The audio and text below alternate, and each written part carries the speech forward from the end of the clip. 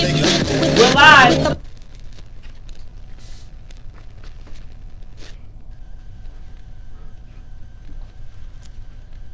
Now, I'm gonna just tell you they can hear you back here, but let people. The thing is, that's the speaker, right? Turn on it. That's the mics. Mic check. Check, check. Mic check 1 2. Go. Now try. Try. No, I'm saying try the mic check again. Turn the music on.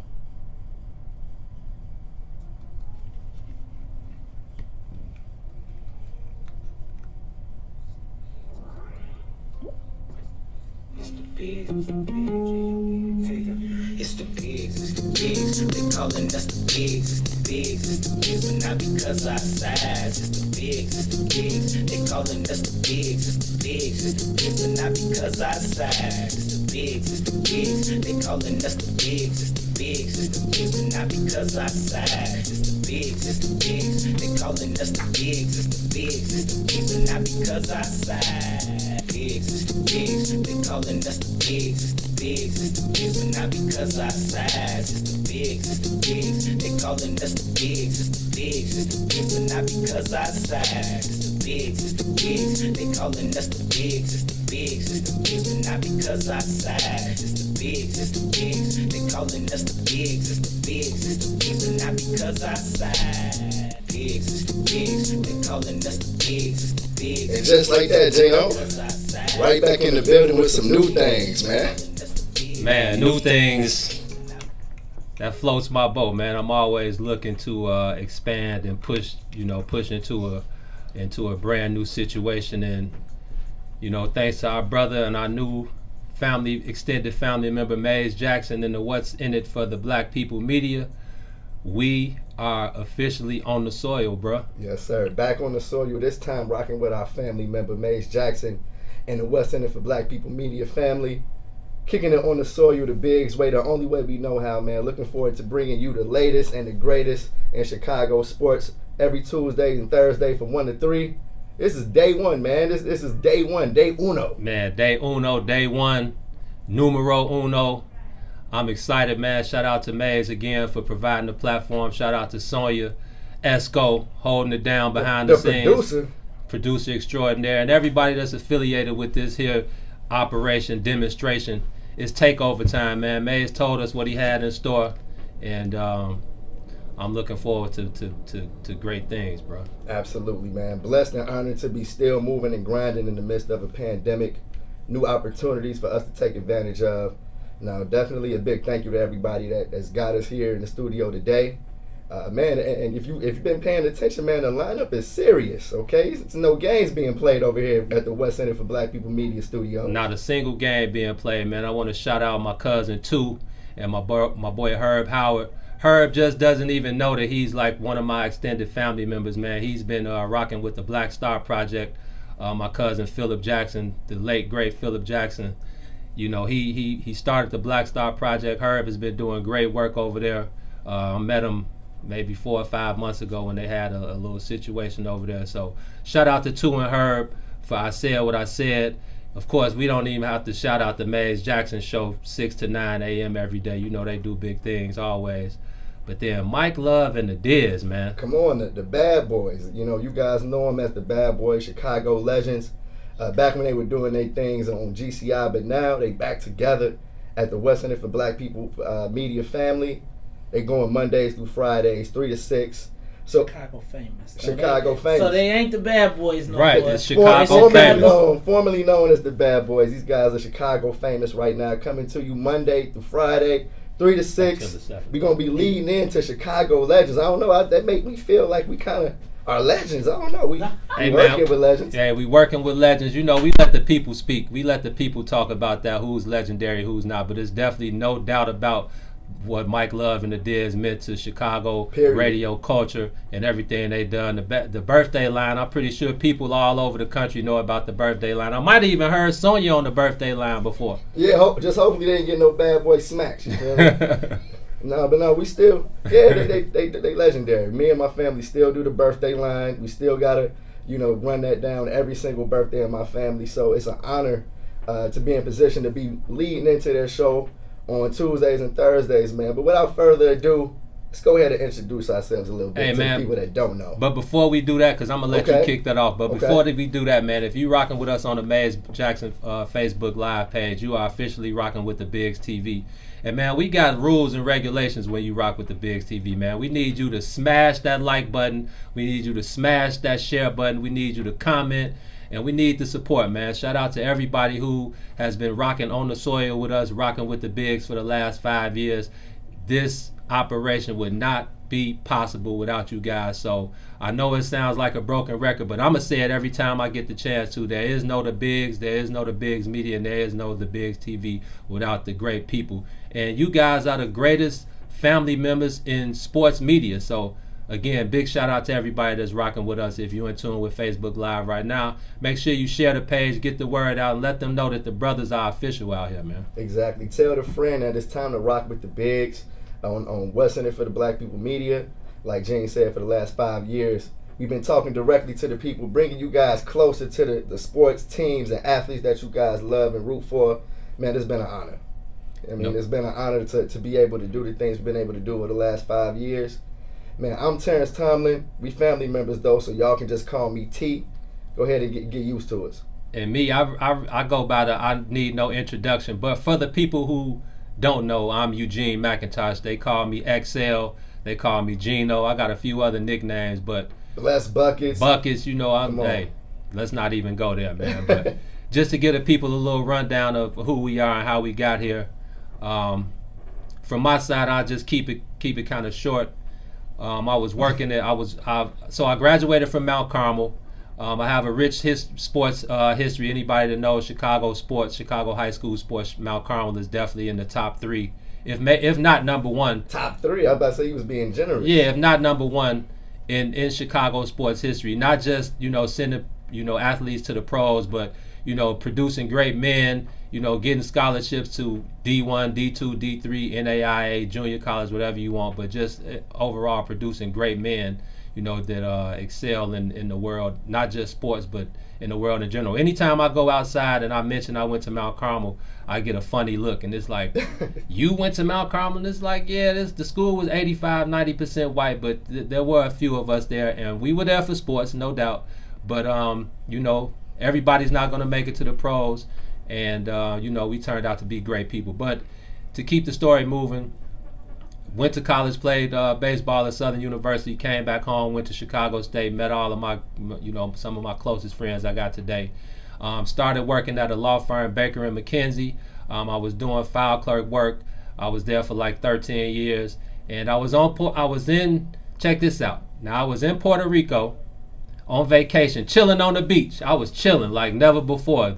Sun out, umbrella, Mai Tai, IPA. I had the full lick going. The Mai Tai and the IPA. And the IPA, and I had a little tree going. I was in my own world, So I'm chilling. I see my phone ring, and I notice it's Baker and McKenzie.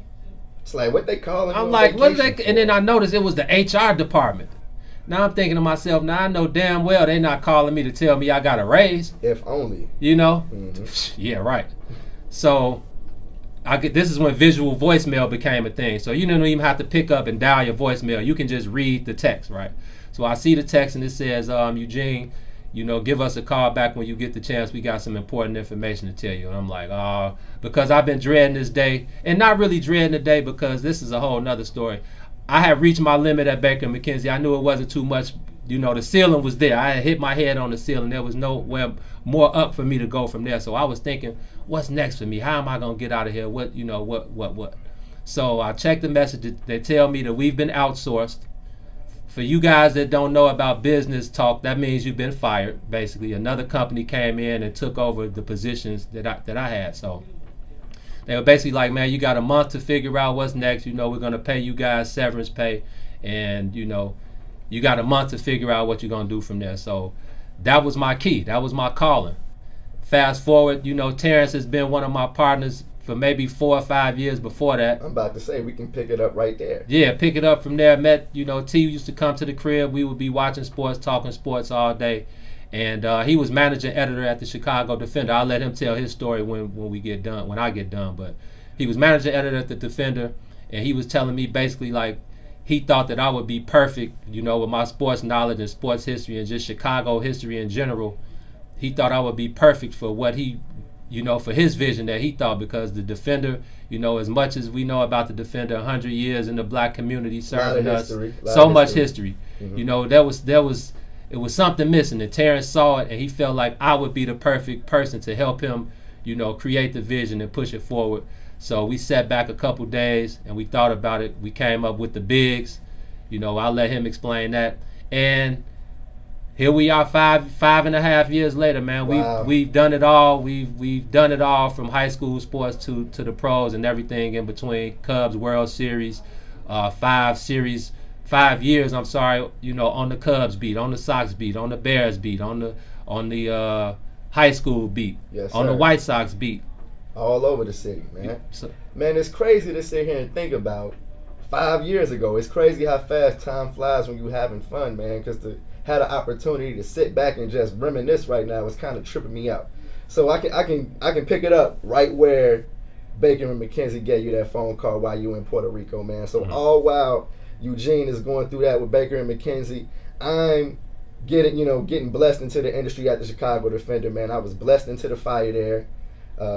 I didn't have a lot of background before I got that position, man, but I was always a great talker. You know what I mean? So I got in front of the people that I needed to talk to, and I was able to convince them to give me a chance. And they took a chance on a young cat fresh out of college to come and try to do some special things at the Defender, man, and spent a lot of long nights, trying to make sure that paper went to bed, because I'd be damned if I was the reason that in 110 years, the first week the Defender don't come out. I can't be the reason for it. So I definitely had a very big learning experience at the Chicago Defender, man. Shout out to everybody there. That's actually where I met Mays. I met Mays at the Chicago Defender, and I'm sure that I'm probably sitting here today because of that encounter and relationship.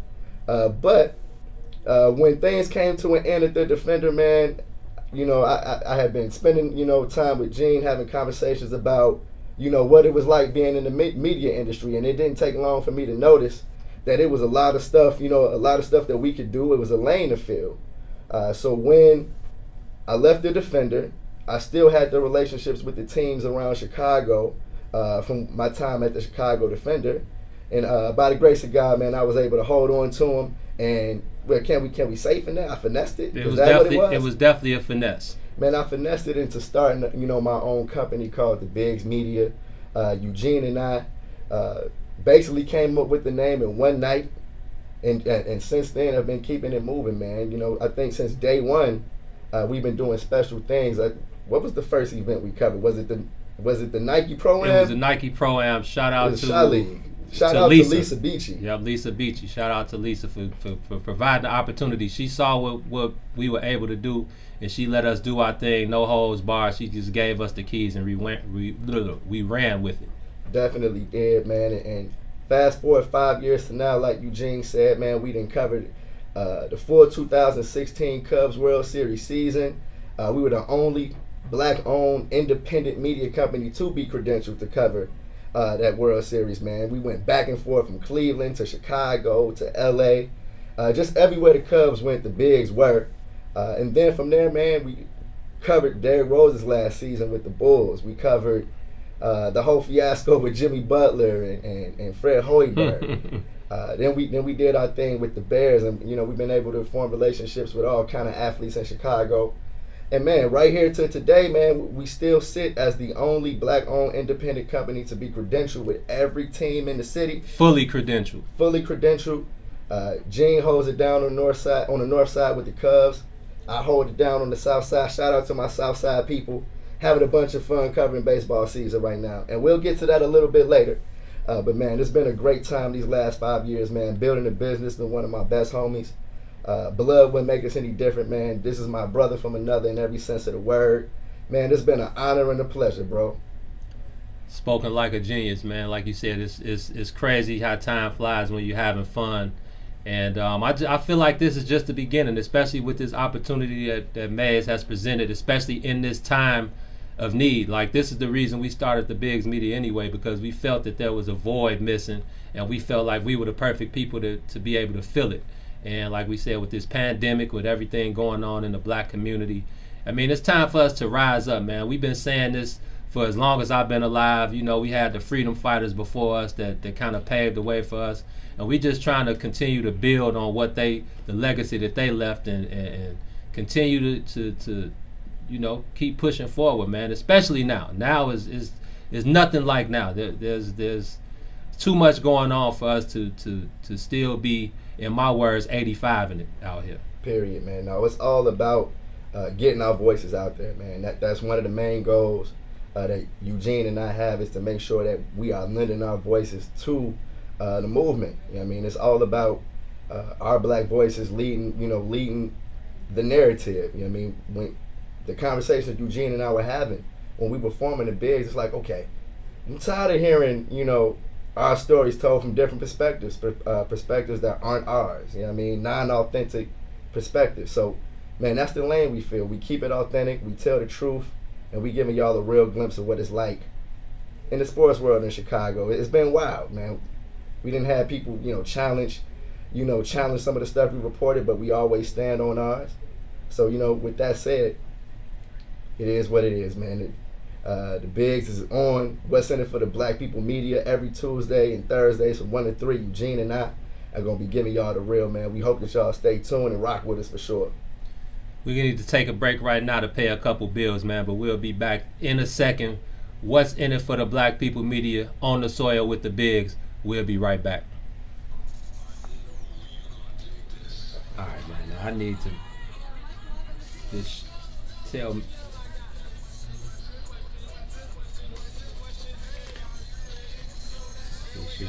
I don't know if I was putting you on when I was talking or.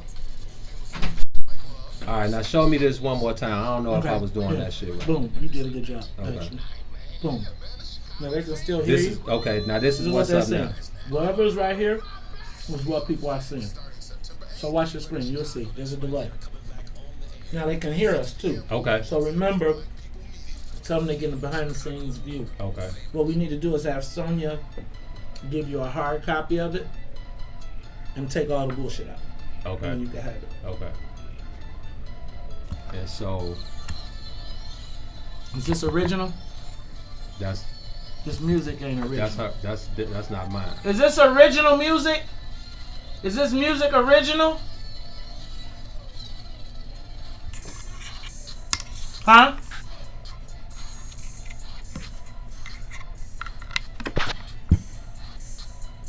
So now. Yeah, that's what I was trying to. So this is full screen wide, right? This is. So for this is just for me to see. Yeah. Okay. But when I want to put us on, then you push preview. Preview. That's what I wasn't doing. This is preview. This is live. Okay. See this right here? So both either side. Okay. Okay. Okay. So that's one. Gotcha. Now this is one screen. Now that's all they're seeing is Terrence. Now they're seeing Terrence. You're over here. Now if you want to add both of y'all, you gotta hit Terrence. Then you would put both of y'all on the screen. Okay. Right. So right now, if you hit this and you preview, it would only be Terrence. So go to that when he's talking solo and he's got a soliloquy, and then have yourself ready for the duel. And then what I would do is bring this back. Keep going. You set yourself up because we live right now doing all this on air. Now I'm trying to get both of us. So you got two. Right. So you got your picture. So hit his picture. Now you got both of y'all. But now you want that to be over there. Boom. Now you play with this one. You take him out. You put you there. Take him. And that's just for us. That's just for me to see. Yep. All right. Cool. And when you see that line though, over here, it's still one screen. Your line is the middle is right here. Okay. Gotcha. Y'all want to see what y'all look like on the big screen? That's killer. Yeah, you got it, man. So you bring us back in. This the S.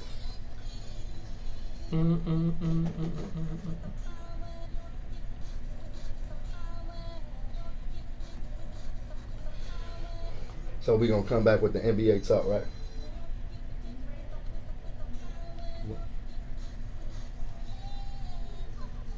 And just like that, we are back. What's in it for the black people? Media on the soil with the bigs.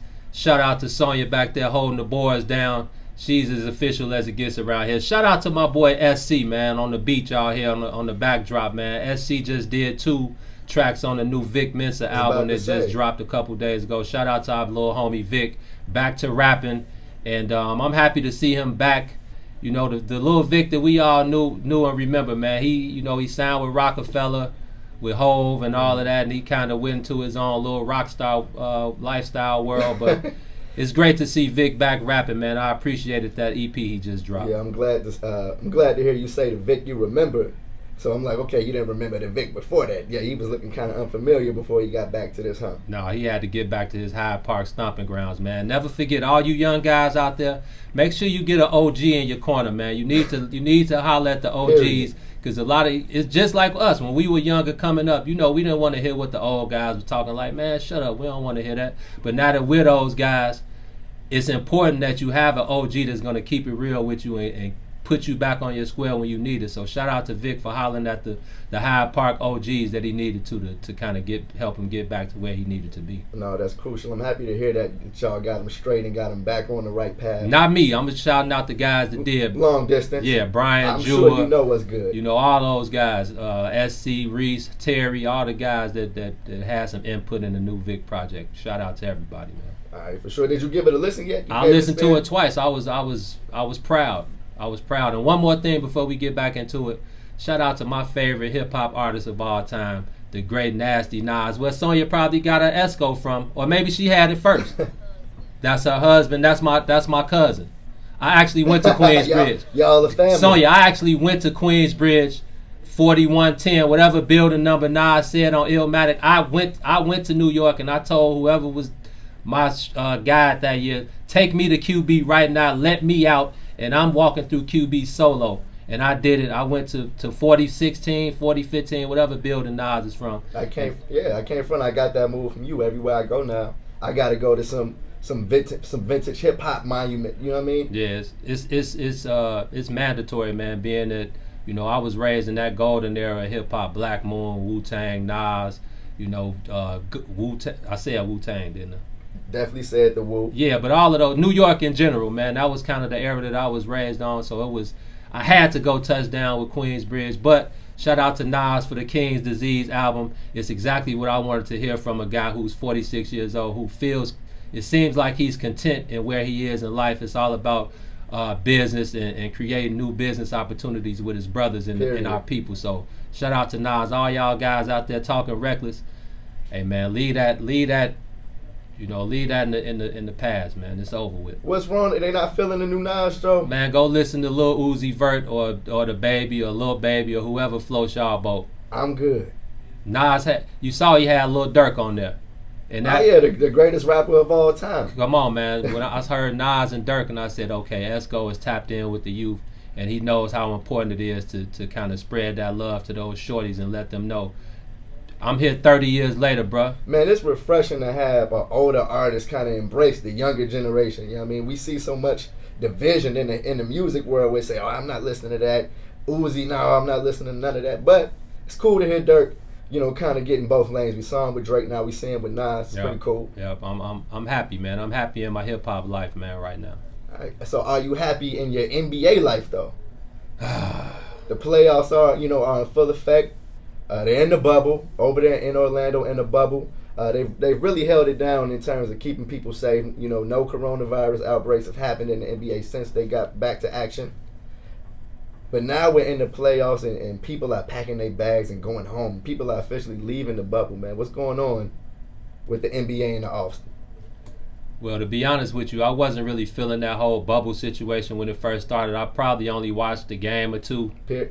That's true. I can't even front. I watched about 25% of the games before the playoffs started. I didn't even watch that many. Oh, wow. I'm surprised. Yeah. Why not? What's good? Just because... You weren't happy to get some hoop back? I'm always happy to get some hoop back. I love basketball, even though I'm not I won't say a fan, but this new style of basketball and the way that they've kind of tried to implement the Euro style of play, which is basically all offense, no defense. You can't if you foul somebody, it's like a flagrant 2 and you might get tossed. It's a lot of rules that didn't apply when I was coming up in the 90s and in the good old. Hey, I came up with those rules. I'm sorry. I led the league in fouls when I played in high school my freshman year. So I'm sorry. Man, you need that guy, man. You need that guy. Guys like Dale Davis and Anthony Mason, Charles Oakley, Antonio Davis, Otis Thorpe, Buck Williams. Guys who were like the gangsters of the team. That when you came down in the paint, they were gonna let you know that when next time you come down here, it's not gonna be sweet. That's crazy because you just ran off 10 names. Can you name one guy in the league today that's considered a bruiser? No, because guys ain't trying to get fined $25,000 for an ejection, and I feel them. Like back then, I think an ejection was $2,500. It's now $25,000. Yeah, it's because the league feels like that's what's gonna hurt them the most. They know the paper is where it stings the most. Yeah, man. So I'm not. I mean, again, I love basketball. Those guys are uber talented. Whether you like the style of play or not. I'm always happy to see some basketball. But again, I wasn't a fan of that whole bubble situation from a health standpoint. Okay. Before we even get to the actual basketball part, just from a health standpoint, I don't think that it was healthy for those guys. First of all, to be off of work for 5 months and then try to rush them back into a situation where they get a couple weeks of what would you call it? Man, they just got blessed into the fire again. They had to get immediately right back to it, and we actually saw a couple of guys go down with injuries early on. Right, like not a training camp. It's like a mini training camp. Like a small preseason.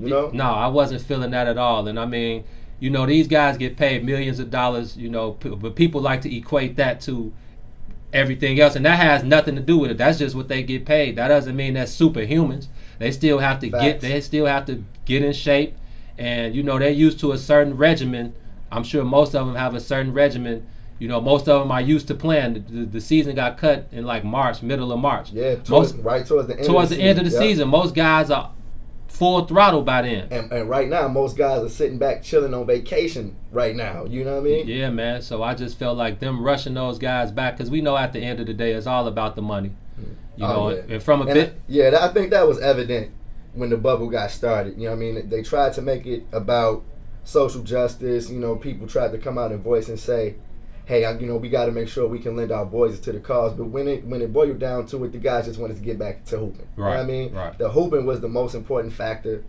So I feel like that's why you saw players like LeBron and Chris Paul go ahead and just throw all they chips into the bucket and say, hey, get us in a bubble, get us secluded from the rest of the world, and let us get out. Let's get back to the game. Well, those two guys run the NBA anyway. If you didn't know before the bubble, who from the player's perspective, who runs the NBA. If you thought it was just LeBron James, you were wrong. CP3 definitely has a huge voice in the NBA as the president of the Players Association. But he's one of the guys that's been around for so long that you trust. And I appreciate Chris Paul. He gets a bad rap for maybe his antics on the court or maybe his attitude or what. But it's different when you able to talk to these guys outside of the court. And the last time the Oklahoma City Thunder played in Chicago, we got a chance to talk to Chris Paul after the game, and the first thing that stood out to me was he had on a Morgan State jogging suit. The real MSU, for the people that don't know, I am a Morgan State alum. Shout out to Baltimore, Maryland, and shout out to all the HBCU family members out there, man. I'm sure y'all are going to be tuning in, rocking with us as we do our thing, man. But let's go ahead and jump into a second break. We'll be back on the other end with a little bit more NBA playoffs talk.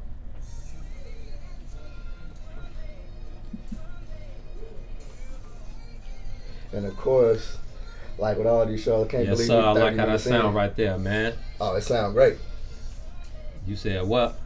No, it's like, damn, 30 minutes in already. Right. Shit. That's cool. Yeah. No, but real talk, you got boom, boom. You guys look great on camera. Keep killing it for us, Sonya. Yes, sir. This sounded good. I was actually just watching. Who's got a laptop? You got your laptop. You should look at your Facebook. I was about. Can I can't do What's it from my phone? the internet You code? Yeah. Oh, I was trying to do it on my phone. here.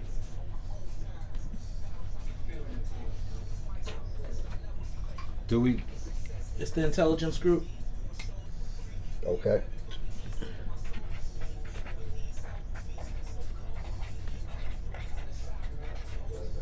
All the persons that I made, they will all come to life one day.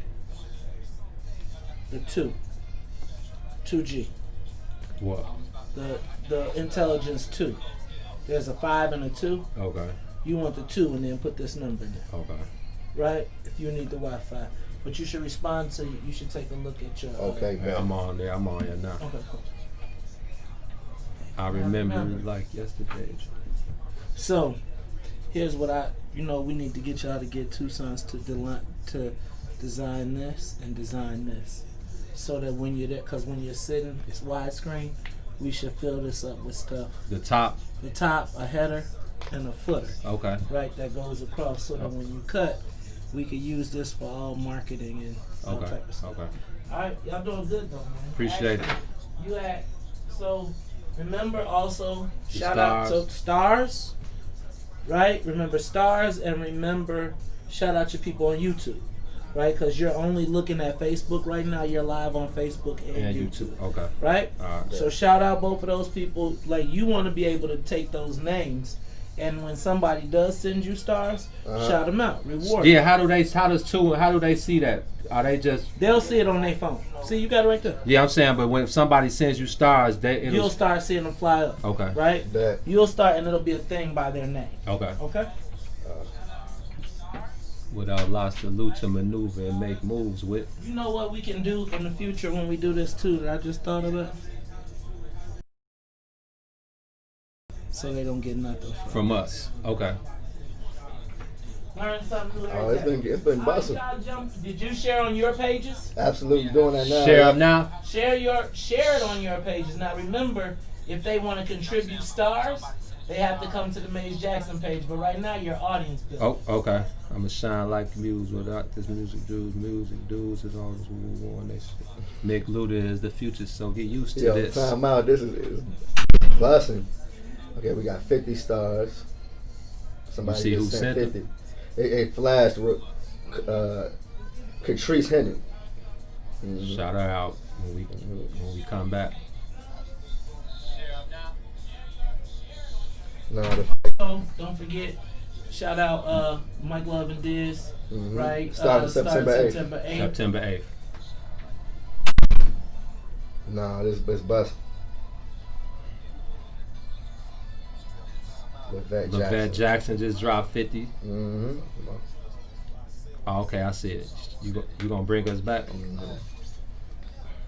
Shout out ML Joe for the someday. Shout out who? Mick Luda for that someday. Yes, sir.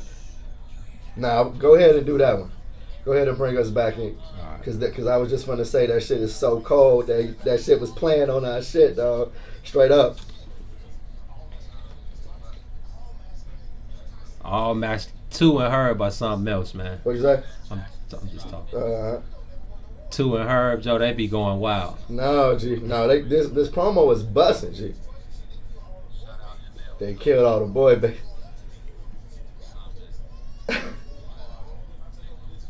Y'all getting official behind the scenes access with me and my player partner T Tom, man.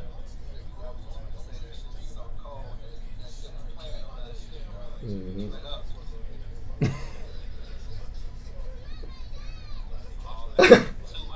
You're not my dad.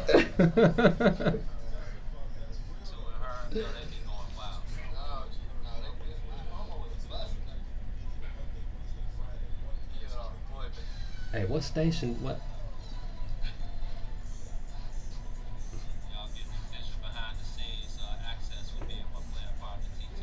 We are back. Back down on the soil with the bigs. Yes, sir. What's in it for the Black People Radio? Shout out to Maze Jackson. Shout out to Sonya That's a Escobar great holding question. it down. That's a great question, bro. What's in it for the black people? Ask yourself that before you get into anything. I wonder if Ice Cube stole that from Maze, man. Maze, who's the originator? Who dropped that first? Who hit it first? Oh wow.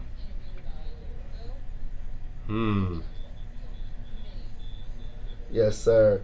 Shout out to Cube, man, for anybody that knows about Cube.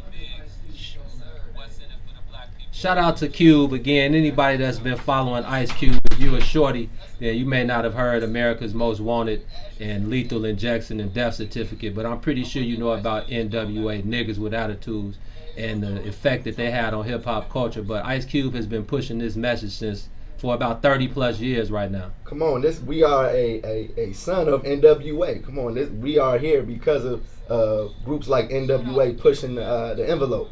I mean, that's exactly what we do here at the Bigs. Hey, but shout out to the viewers. Shout out to our stars, man. Shout out to Catrice Henning. Shout out to Levette Jackson. Shout out to our family member, too. We seeing y'all dropping those stars on us. We appreciate y'all. Audrey, thank y'all so much. Hold on, and I see our family member Nello here dropping stars on us. Naima, thank every single one of y'all for dropping some stars on us. That's what it's about. We want y'all to interact with us. We want y'all to go ahead and tune in and join the conversation with us. Before the break, we were talking about the NBA playoffs and the bubble.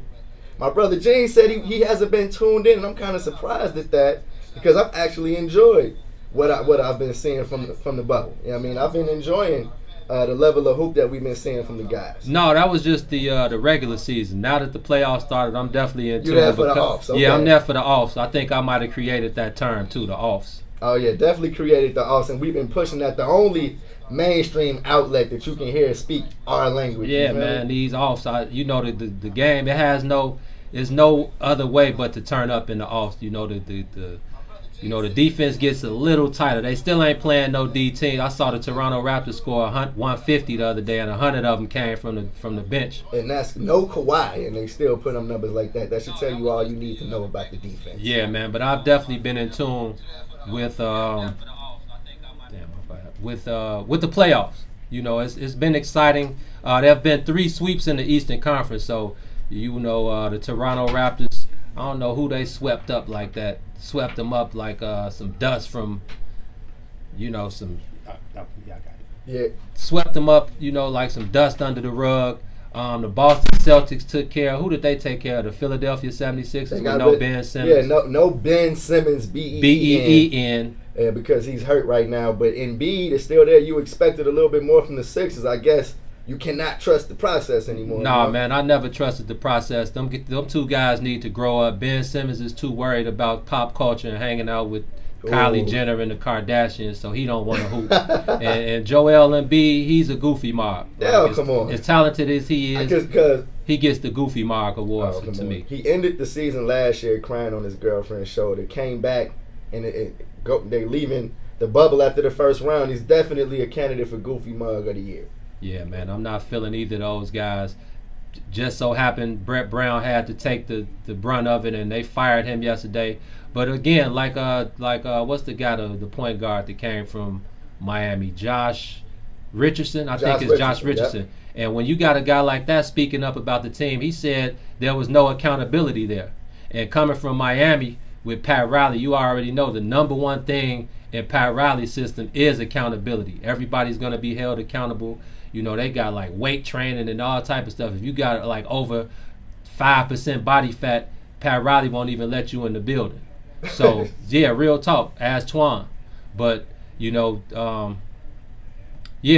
Boston Celtics Philadelphia 76ers series, another sweep. And then who else is it in it? Oh, the Heat versus the Pacers. The Heat and the Pacers. The Pacers home in 4 straight. Yeah. Our guy Jimmy Butler's over there holding it down, man. Like I know whose guy. Hey, I'm calling him our guy because we spent a lot of time talking about Jimmy Butler when he was on the Bulls. We were right there when he was raising hell for Fred Hoiberg and John Paxson and Gar Farman at the time. But I actually feel like Jimmy is in his natural habitat. You feel me? He's in his natural habitat over there in Miami, and he's been flourishing. I actually love the way the Heat have been playing, and I'm looking at the second round wondering if they can take the Bucks. But again, that goes back to what we just said about accountability. And that was Jimmy's biggest thing with these teams that he played with before. Well, it was exactly, and in retrospect, is that why he was kind of, had that crazy reputation of being a looster? Of course, a super looster. But Shout out to my boy Jermaine, one of my guys I play with at Lakeshore, hoop with at Lakeshore Athletic Club, who's Jimmy Butler's brother.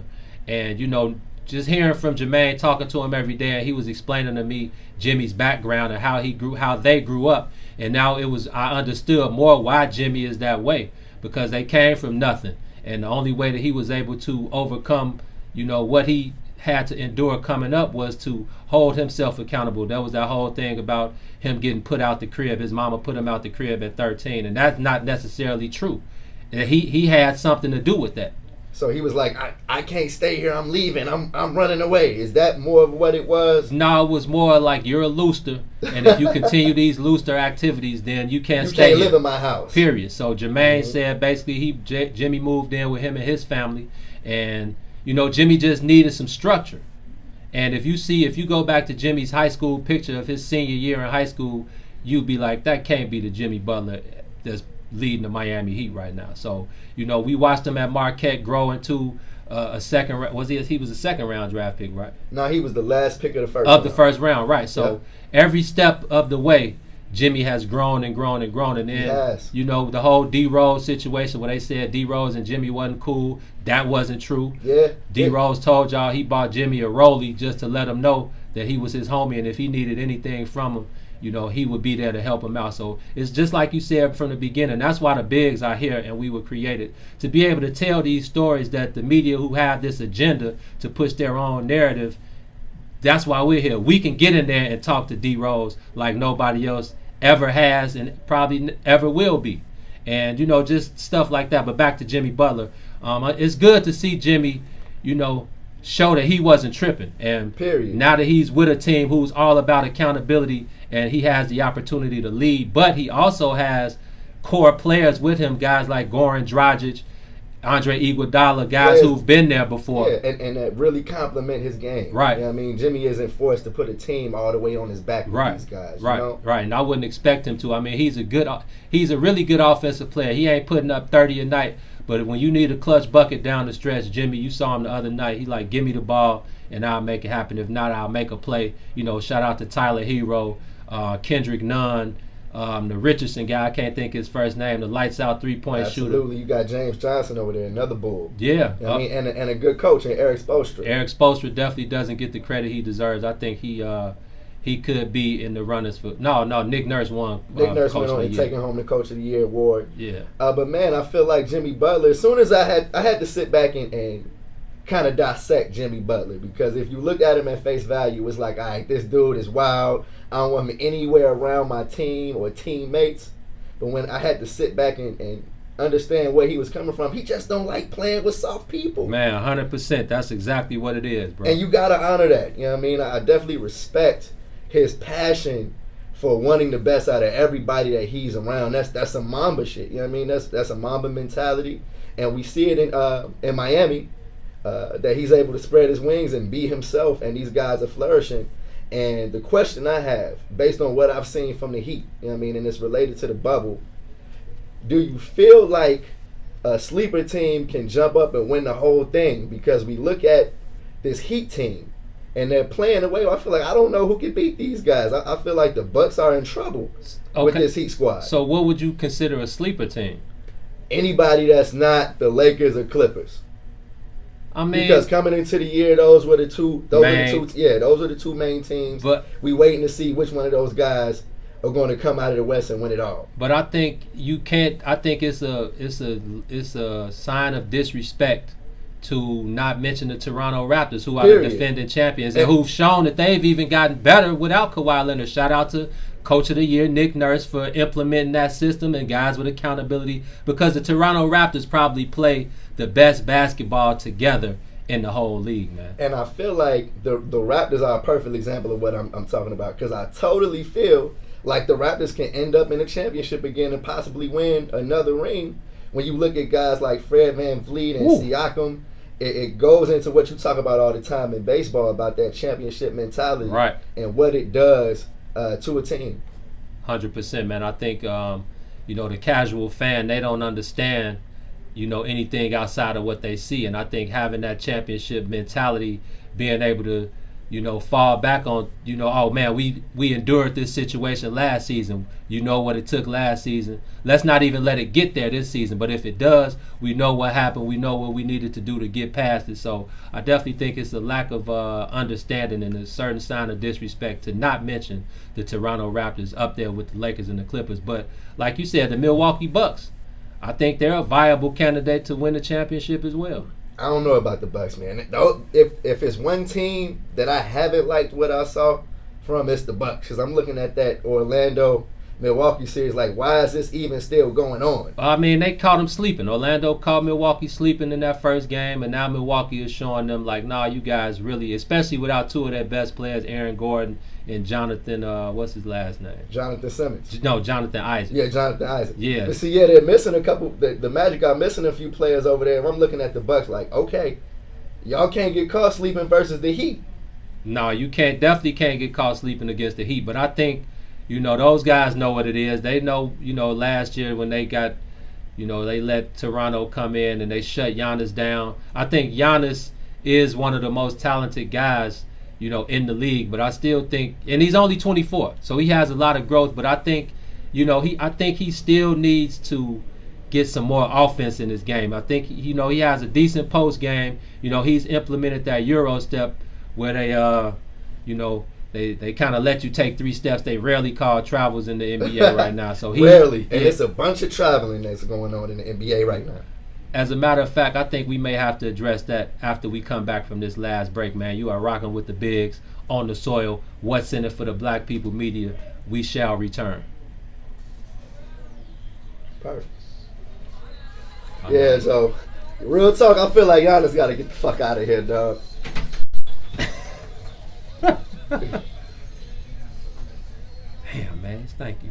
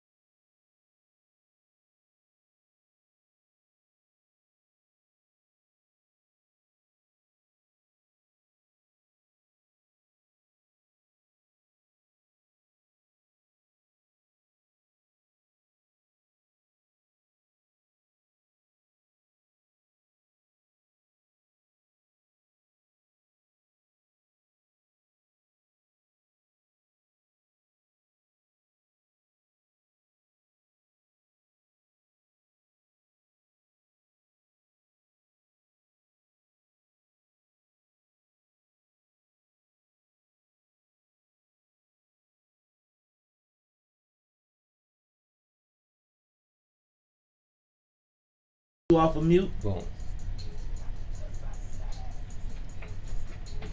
I'm gonna throw some Luka talk at you real quick, because I want you to get them Larry Bird bars off.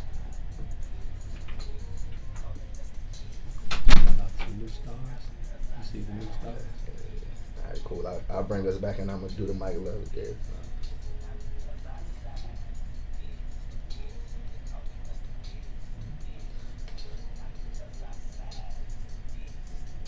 No, look at her.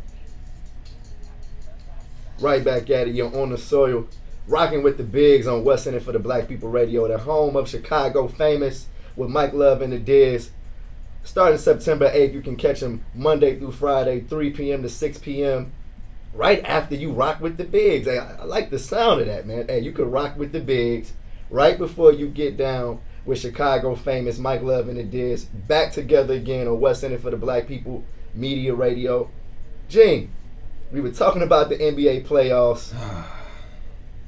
You were talking about traveling. I don't want to pass up that conversation, because I know you got some gems to drop on it. What is the deal with these Euro players and players that have taken on the Euro style of basketball and these extra steps that they're trying to convince us it's not traveling?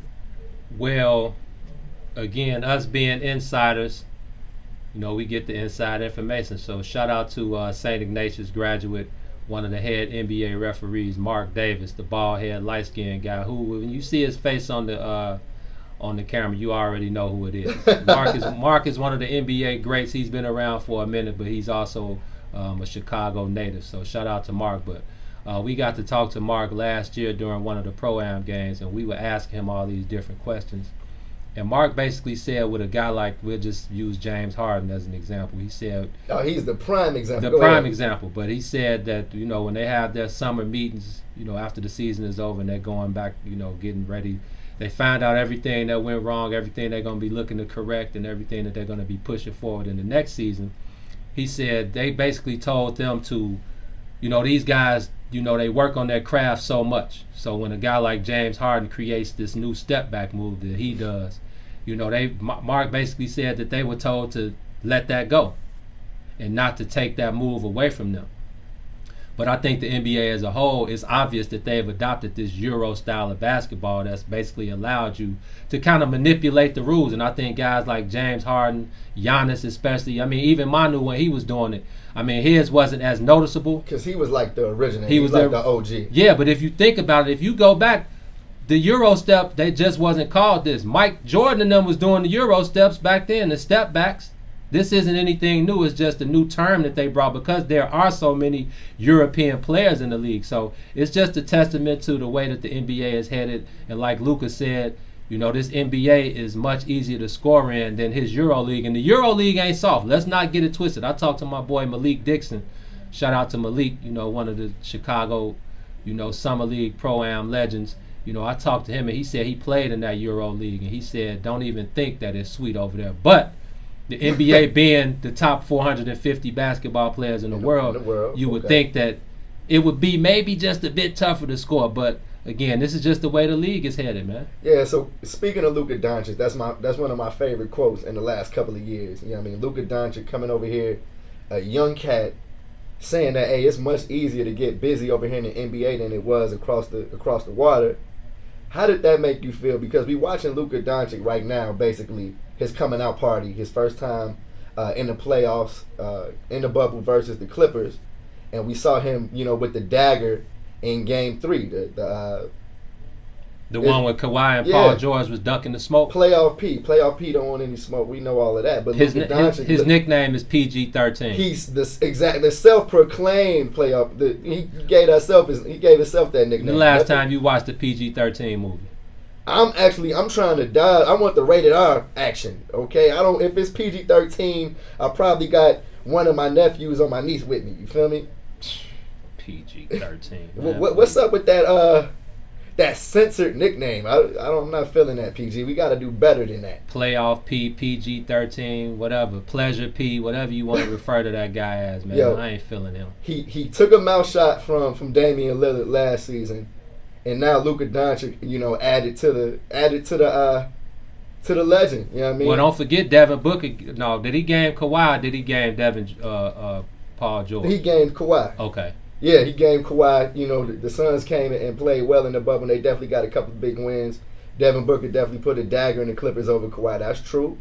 But man, it's looking like the Mavericks have a chance to send the Clippers home.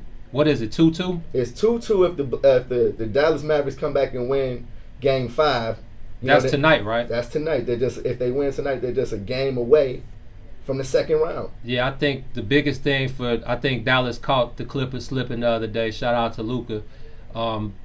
I think the biggest thing for them is getting Kristaps Porzingis healthy. I'm not sure if he's playing. He didn't play last game. No, he's going to be out for Game 5 with that bruised heel. He's already out? Yes, sir. Okay, so Luka's going to have to put these guys on his back again. And, I mean, he had 47, 17, and 13 the other night. Woo! And this ain't the first time that he put up gaudy numbers like that. So, and I'm not taking anything away from Luka at all. I think he is killing right now. There's no doubt about, that he's swerving like no other.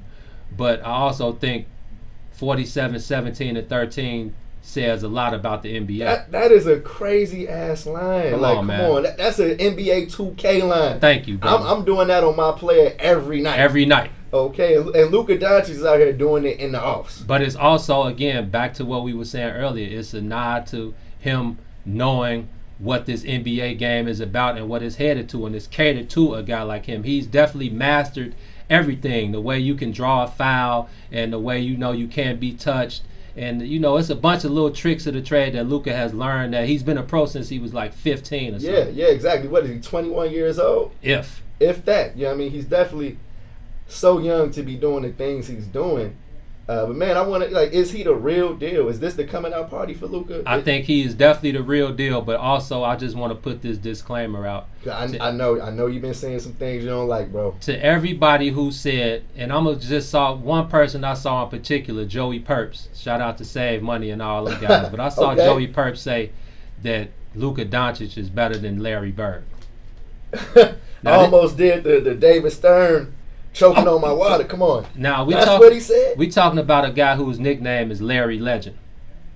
A guy who was back-to-back NBA MVP, a guy that's got many NBA Finals MVPs, a guy who is a numerous time All-Star, a guy who had an illustrious career. You got to let these young guys get some work. First of all, he's so young. You know what I mean? And that's the first thing that's crossing my mind right now. Luka hasn't even gotten close to the amount of work that Larry Legend put in. You feel me? How much work did Larry Legend put in only to be compared to Luka Doncic after his first playoff series? Stop it, man. Larry Legend was a career 24-10-7 guy, and in probably like 11 years he had back issues which limited his years. I think he played 11, maybe 12 at the most. But this is a guy whose nickname is Larry Legend, back-to-back MVPs, 3 hella NBA Finals MVPs, hella All-Stars. I just feel like you got to let guys get some work under their belt before you start. Did we forget about Dirk Nowitzki? Come on, Dirk. Is he Dirk yet? Like, come on, man. What are we doing out here? It's like you said. We already looking for the next Luka. Man, it's crazy out here, T. But again, I don't want to take anything from Luka. This could be his coming out party. If he can do this and lead them guys to the Western Conference Finals or to the Finals, then there's no doubt that this is a coming out party. I would love to see it. You know what I mean? I would love to see an upset in the first round and watch the Mavericks send the Clippers home. But we'll see. We'll see at the end. We'll see how these guys can come back and see if they can get the W tonight. But man, let's go ahead and break it off one more time. We'll be back. You're rocking with the Bigs on the soil. I came in with them. Okay. Mm-hmm.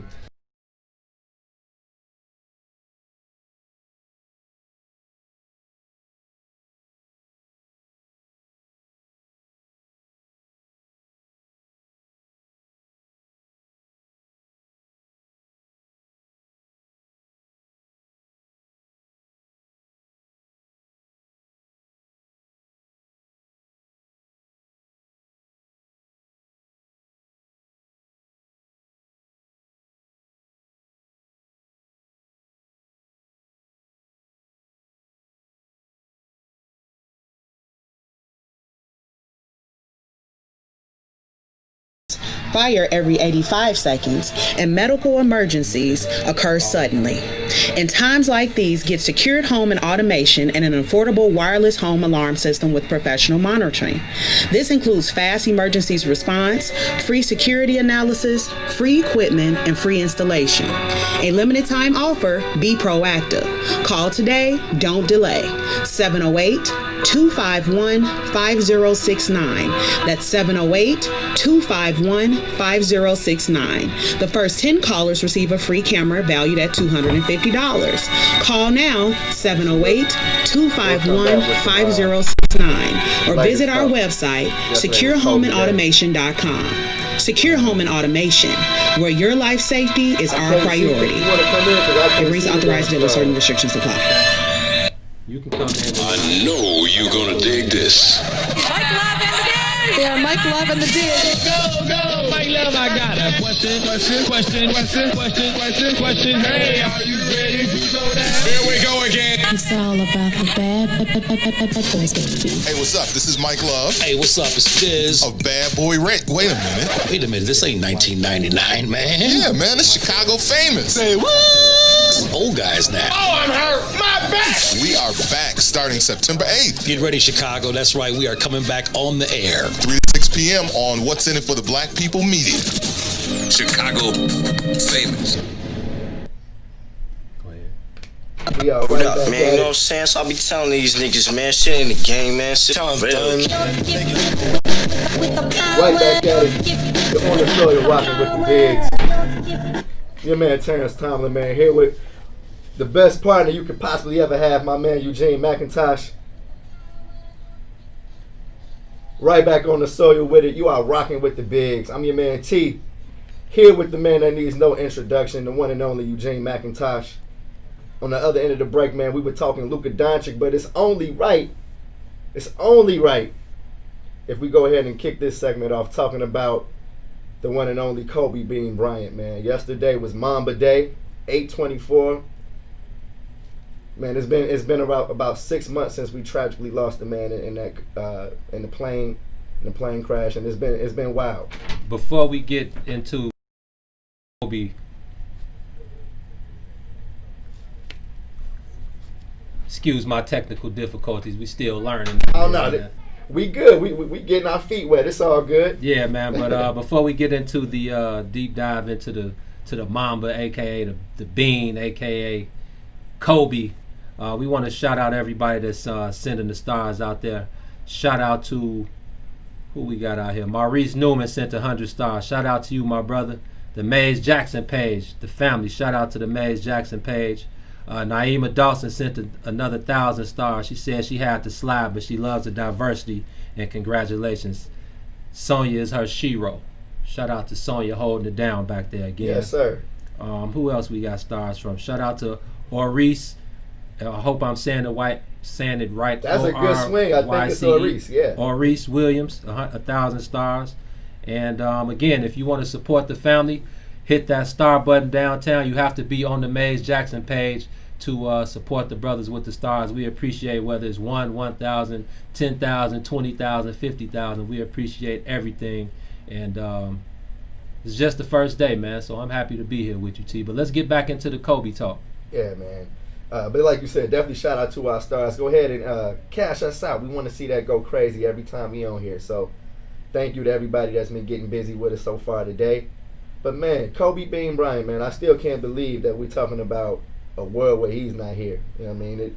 I think, low key that may be part of the reason why some people weren't as excited for the NBA to return. It's like it's such a somber, it's been a somber year because we lost Kobe early on in the year and everything that's been going on with the pandemic, and now basketball is back, and the Lakers are trying to win a championship, and we see the jerseys that the Lakers had on last night. Yeah, Portland didn't stand a chance yesterday with the Kobe jerseys on, man. Not with the ghost of Kobe sitting on the rim, blocking everything the Blazers got put up yesterday. What was it? 15-0, and then it was 24-8. Now, I believe in coincidence. You know what I mean? I feel like sometimes the universe just kicks it off that way. But come on now, did the powers that be have a conversation like, let us get Let us go 8-0 first, and then let's get 24-8. Then let's play. Hey Terry Stotts, we got $10 million for the squad, man. We got just divvy it up $900,000 per person, and just gonna take this L. But man, we got to get 24. You know how powerful the powers that be are, man. So it's like, dang, you're gonna have to come out of a 3-1 hole. Sorry, my brother. Now, but hey, so what's going on with that series, man? It's over. It's over? Yeah, it's a wrap. What? Much, you know, I'm video game Dame. I'm Dame Dollar. Time out. Okay, because a week ago, all I heard was the Lakers are in trouble. Dame isn't on a different level right now. From me or from just the world? From the world. Right. So you didn't believe any of that? I mean, of course I didn't. In my heart, no, I didn't. But I'm Dame Dollar, man. I nicknamed him Video Game Dame for a reason. He definitely showed it. Yeah. So let him know. Video Game Dame, done by Eugene McIntosh. You know, that's what we do over here. But yeah, I'm Dame Dollar to the death, man. And I was definitely excited. You know, he said that they came to the bubble not to play 8 games, but they were there to get in the offs, and that's what they did. But I really think they ran out of energy. They spent a lot of energy trying to get into that 8th spot. They lost Zach Collins with the I don't know if it's his shoulder now, or his ankle, whatever it is. Yeah, he just came back from injury. Now he's out for the season again with a new injury. Yusuf Nurkic is just returning from an injury, so he looks okay, but he doesn't look like the Nurkic that they need to get the job done. C.J. McCollum is playing with a fracture in his back. Dame is Dame, but you know, it's a team game. You can only put the team on your back for so long, especially when you're about to run up on LeBron and AD. And then you got Danny Green, who's a championship guy. You got JaVale McGee playing at a high level. You got Kentavious Caldwell-Pope hitting outside shots. Absolutely. Kyle Kuzma looking like the Kyle Kuzma that they thought they would get. They needed him to be, for sure. You know, and again, and LeBron playing like the top 5 players in the league. Come on, you're in trouble. So yesterday, LeBron and AD, you know, obviously if they playing like that, they're gonna be impossible to beat. But I'm wondering, you know, and looking at Dame Lillard, you know what I mean. He's, you know, and from my perspective, he's been underrated for years. Mm-hmm. Got all the game in the world. I just wish he would go ahead and get out of Portland, man. He ain't doing it, bro. See, that's the thing people have to realize, man. This is, you know, we look at these guys as entertainers. You know, we look forward to them entertaining us for 3 out of the 24 hours of the night. But you got to remember, it's 21 more hours left in the day. These guys are regular people. They live they live real lives like you do. Yes. And hey, Damian Lillard just signed a $296 million extension in Portland. I ain't leaving either. The city is mine, bruh. I got a $20 million crib on the water. But it's Portland. Who cares? It's mine. It's like, yeah, Portland can be mine, but it's Portland. When the restaurant closes at 10, my agent calls the restaurant and they open the restaurant for me and my people. So it wouldn't be like that wherever Dame went, though? And that's my thing. It's like, dang. You know what I mean? This is 2020, bro. Go get you a ring. It ain't all, but you got to remember, it ain't all about the ring. It's not all about the rings? This is a new era, man. This ain't the 80s and 90s. It would be great to have a ring. And how great would it be for Dame to bring a ring to Portland? You heard the song on his first album. I'm trying to bring a ring to Portland just like Walton did. That would be great, but they may have to clone Dame because ain't no telling how they may need a whole new Dame. Well, Dame is 30 now. Yeah, and which is why I'm looking at him like, hey, what more can you do for Portland? Because I'm feeling like, are we still judging the great players on their playoff success? How many great players didn't win the championship? A lot of them.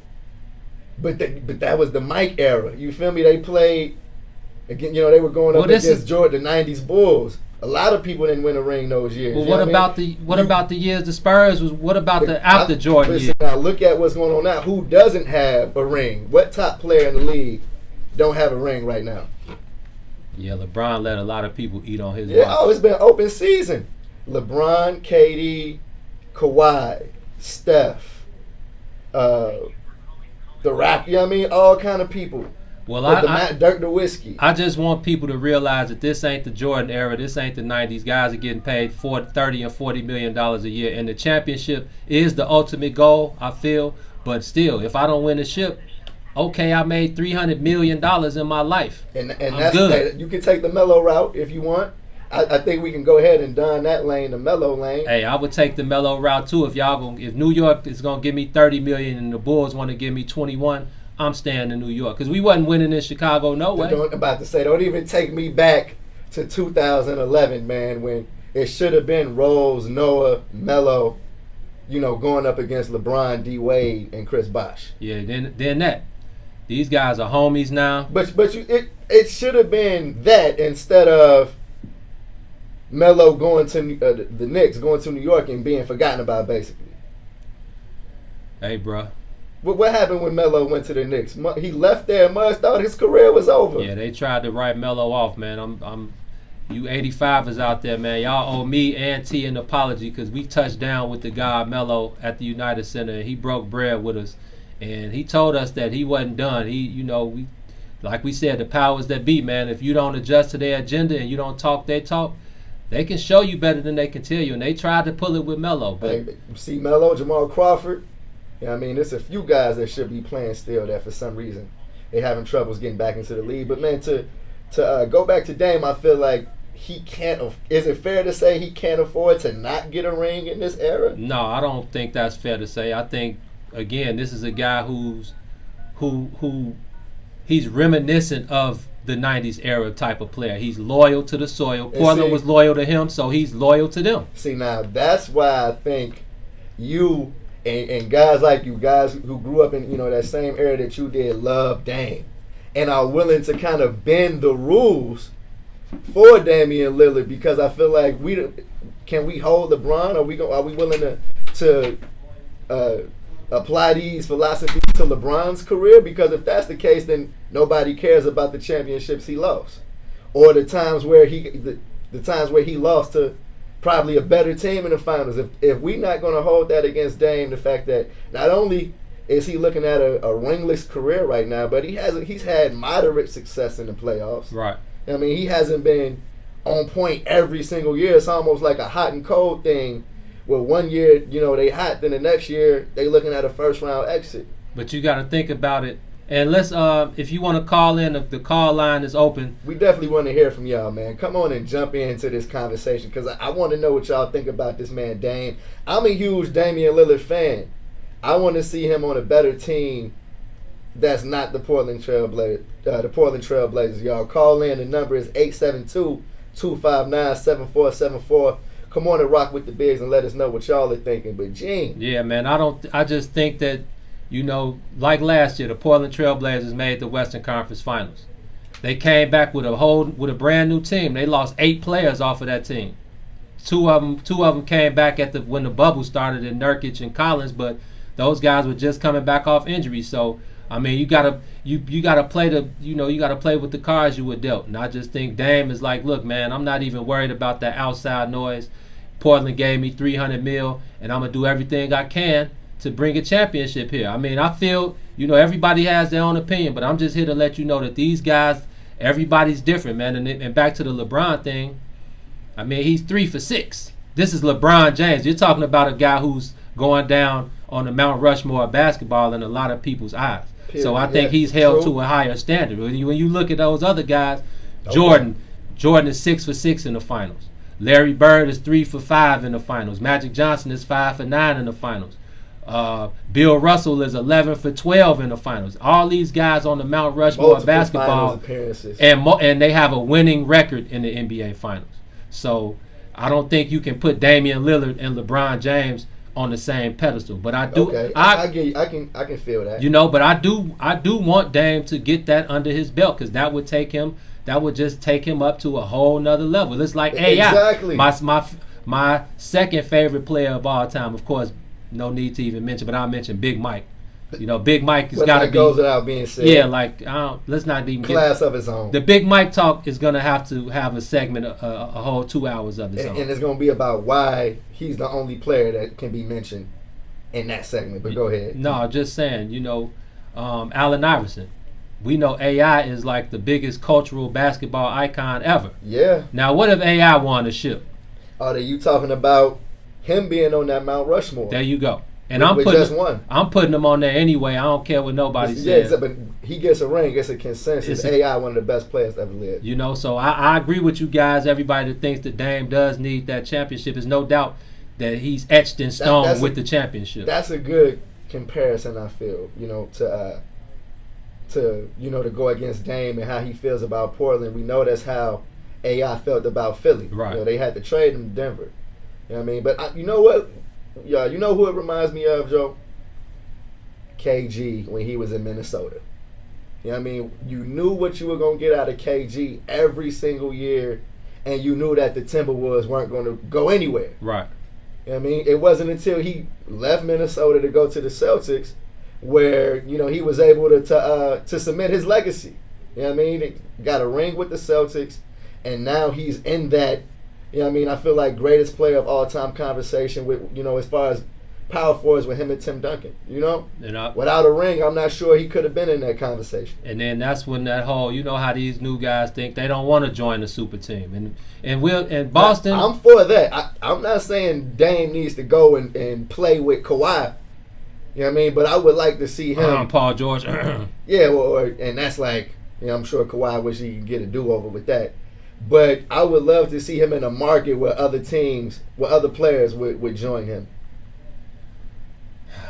You know what I mean? I would have loved to see Damian Lillard and AD. Low key, I feel like that would have been a great matchup. If I'm going in straight fan mode, I'm still wishing that the Bulls find a way to get AD and Dame Lillard somehow. So I'm gonna let y'all marinate on that. It's a pipe dream, and we don't even got to talk about the Bulls today. But we're not talking about the Bulls today. Man, let's go ahead and sit into another break, man. On the other side, man, I got some baseball questions for you. You're rocking with the Bigs on West End for the Black People Radio.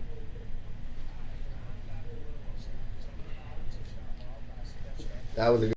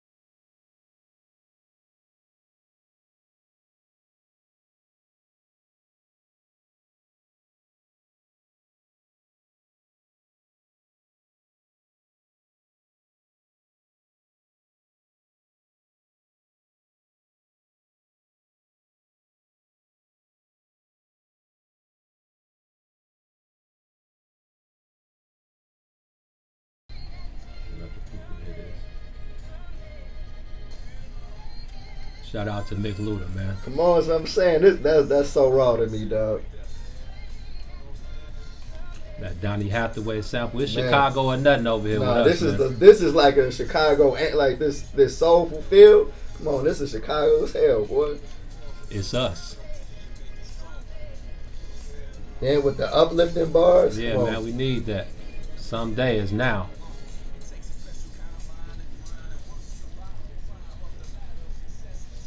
It doesn't matter what this just is. Every step is another thing. Terrell just hit me up and saying he cashing out in one of those susus currently. So I'm happy. I'm like, oh, crazy.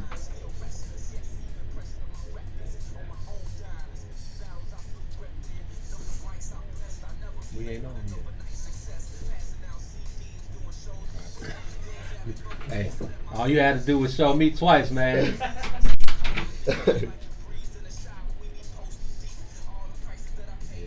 out, bro. So you can come on over there.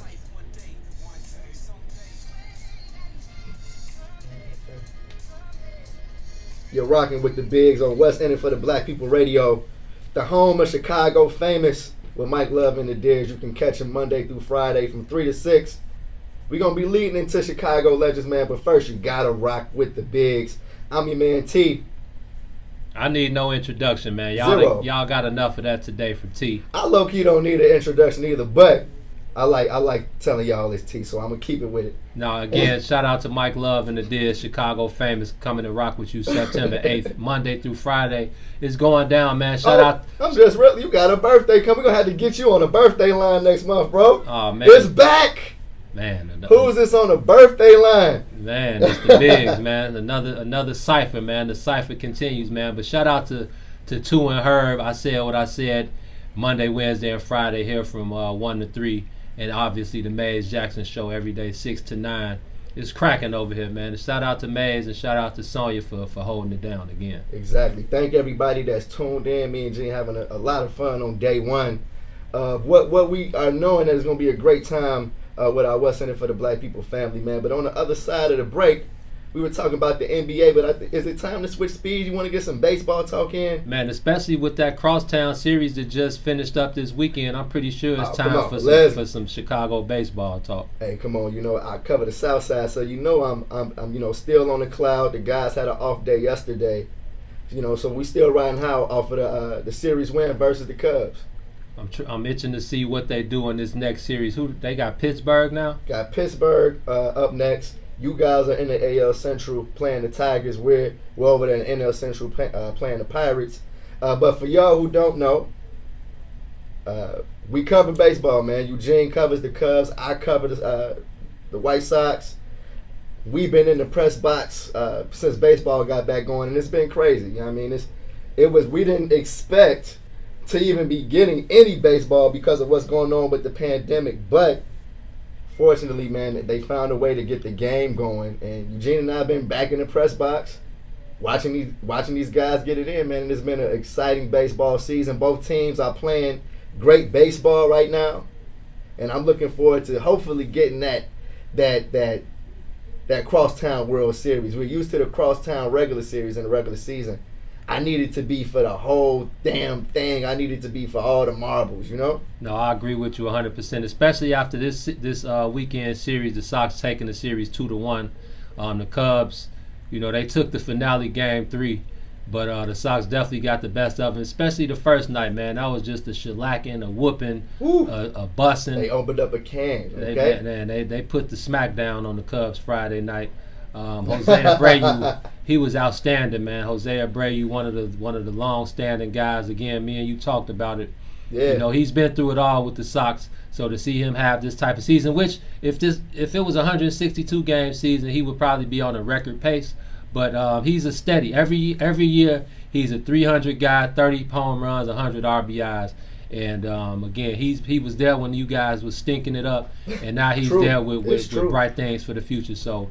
As far as the Sox are concerned, from my side, again, having Abreu and Tim Anderson locked in, for the next few years, and then having Eloy Jimenez and Luis Robert locked in for the next 8 years, and then adding Dallas Keuchel. That just sounds great, right? Man, Luis Robert and Eloy for the next 8 years, bruh. And then, with the pitching prospects, Kopech and Dylan Cease. Yeah, and then Giolito, and then y'all added Dallas Keuchel, who's a World Series champion for the Houston Astros. I think great things on the South Side for you guys to be looking forward to, man. Definitely, man. You got to give a guy like Jose Abreu his flowers, man. Like you said, he's been on the South Side through the darkest days. And so it's good to see him able to regulate when the White Sox are being competitive. But, man, from a Cubs perspective, I was expecting a lot more from the Cubs. I can't even front. I was surprised to see the first 2 games go the way they did. I predicted a two-win series for the Sox. But that was more in terms of I got to stand, with the South Side. Stand on your 7. Yeah, I wouldn't have been surprised if the Cubs came and snuck a couple of, W's away from the White Sox. But I want to ask you because, and I'm going to let you take this because I'm sure it's a few Cubs fans out there that's still mad at me for some of the stuff I said in between games. I think I told one Cubs fan to chill because the Cubs is closer to a rebuild than their next World Series. Ooh. And I felt bad after that because I messed with the Cubs. But, man, how are you feeling about Cubs baseball after that series? I know they got a big win yesterday, but where do they go from there? I mean, they are sitting at the top of the NL Central. Is it anything to be worried about if you're a Cubs fan? I don't think there's anything to be worried about. I want to tell all my Cubs fans out there, Cubs Nation, Cubs World, all the Facebook groups that I'm in for Cubs baseball, just chill out, man. Be easy. I know it's a 60-game season. Be cool. Be cool. I know there's an emphasis and more of a focus on things now just because the season is shorter. So when a guy like Javi is struggling, everybody's up in arms. Man, what's wrong with Javi? What's wrong with Javi? And me, myself, another nickname we created. For all you guys that don't know, go let them know, T. Oh, come on. You just said it right there. The creators of El Mago, but that's what we do. You know what I mean? That's part of the culture that we bring to the mainstream. I'm not calling Javier Baez Javi. You know what I mean? I'm going to call him El Mago because that's what he reminds us of, man. Eugene and I came up with El Mago on his couch in Hyde Park, and you see where it is now. It's all throughout the sports world. Man, every day on ABC, they got this El Mago commercial. I hear Lynn and JD, the Cubs announce. Shout out to Lynn and JD. Those are my guys. They call him El Mago any chance they can get. Hey, Cubs, whenever y'all ready, MLB, whenever y'all ready, I know y'all making bread over there. Break the bigs off a little paper, man. Stop being stingy. Y'all know what it is, man. Period. And I think you got another one with General Electric for the man Yu Darvish. I can't get that one out of my head. My boy Yu, man. Shout out to you. But back to what you were saying about Cubs baseball. Everybody just chill. These guys had a great start to the season. The starting pitching has held it down for, I would say, 80% of these ball games. The offense has struggled mightily lately. Yesterday they got they found themselves in Detroit. That's always a good place to find yourself. If you're down in the dumps and you need a W, you need a pick me up. Let's go to Detroit. Let's go to Detroit and let's touch down with them and we can get back on the good foot. But they had a great outing last night, scored 7 runs. Javi had been struggling.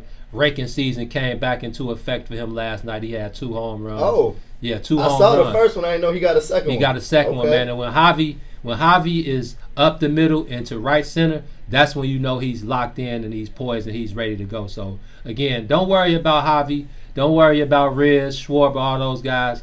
Like we talked about with the Toronto Raptors, these guys have a championship mentality. They're championship caliber guys. They were there for the 2016 World Series. They know what it takes. So I'm not saying that they can just turn it up when they feel like it, but these guys have been through it all. They've seen it all. And again, this weekend series, it was a great series. But now I'm gonna have to stand on my Cubs square since the Sox, because a lot of Sox fans came at me. Me and you, we keep it player. Yeah, we know what it is between us. We still, when we leave this space, we still going to battle with our guys for sure. But I'm gonna just leave y'all this because we're about to go into a break. So the phone lines are open, 872-259-7474. But I'm gonna leave Sox fans with this. One team is in first place, one team is in third place. We'll be back. What's in it for the Black People Radio?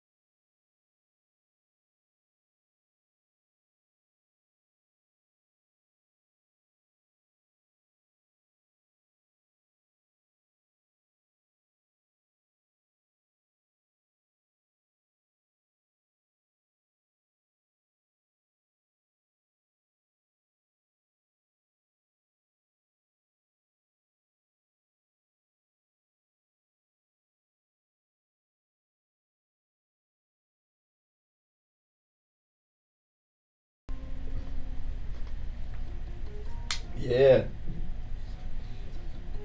You are rocking with the bigs on the soil at What's In It for the Black People Radio, the home of Chicago famous. No longer Bad Boys Radio, man. Mike Love and the Diz are going to be doing their thing Monday through Friday from 3 to 6. But right now, man, you rocking with the bigs on the soil with your man T. And he needs no introduction, man. Eugene McIntosh, live from downtown Chicago, the What's In It for Black People Studios, man. It's been a blessing to be able to do our thing today. Got about 30 minutes left in the show. Let's have some fun, man. It's the halfway point in Major League Baseball, 30 games in of a 60-game season. I'm liking where both teams are, man. I feel like we can go ahead and do our own Chicago All-Star roster since there's no All-Star break this year, man. What you think about going ahead and donning the best players in Chicago position by position real quick for the people? I think that's a great idea, man. I'm kind of tight that there's no All-Star game this year because, I mean, that just like you said, that lets you know. It would be a lot of Sox players in the game this year, I feel. You know? Okay. I'm looking at Abreu. I'm looking at Tim. I'm looking at Keuchel. I'm looking at Luis Robert. You know but see, the thing for me is 162 games versus 60 games, so that's almost like a third difference. So it's like this is kind of a small sample size. Yeah. So I'm pretty sure a guy like Tim Anderson, not taking it, you know, we got all the love for Tim. He's hitting like 350 right now. So I'm just saying, if this was like maybe 80 games in, I'm pretty sure he would probably still be hitting 300 plus. Oh, period. I think he batted over 300 last year. Yeah, in the year he was got a batting champ. title. Yeah. I know it's a 60-game season, but he's definitely looking like he's going for a back-to-back, thing with that.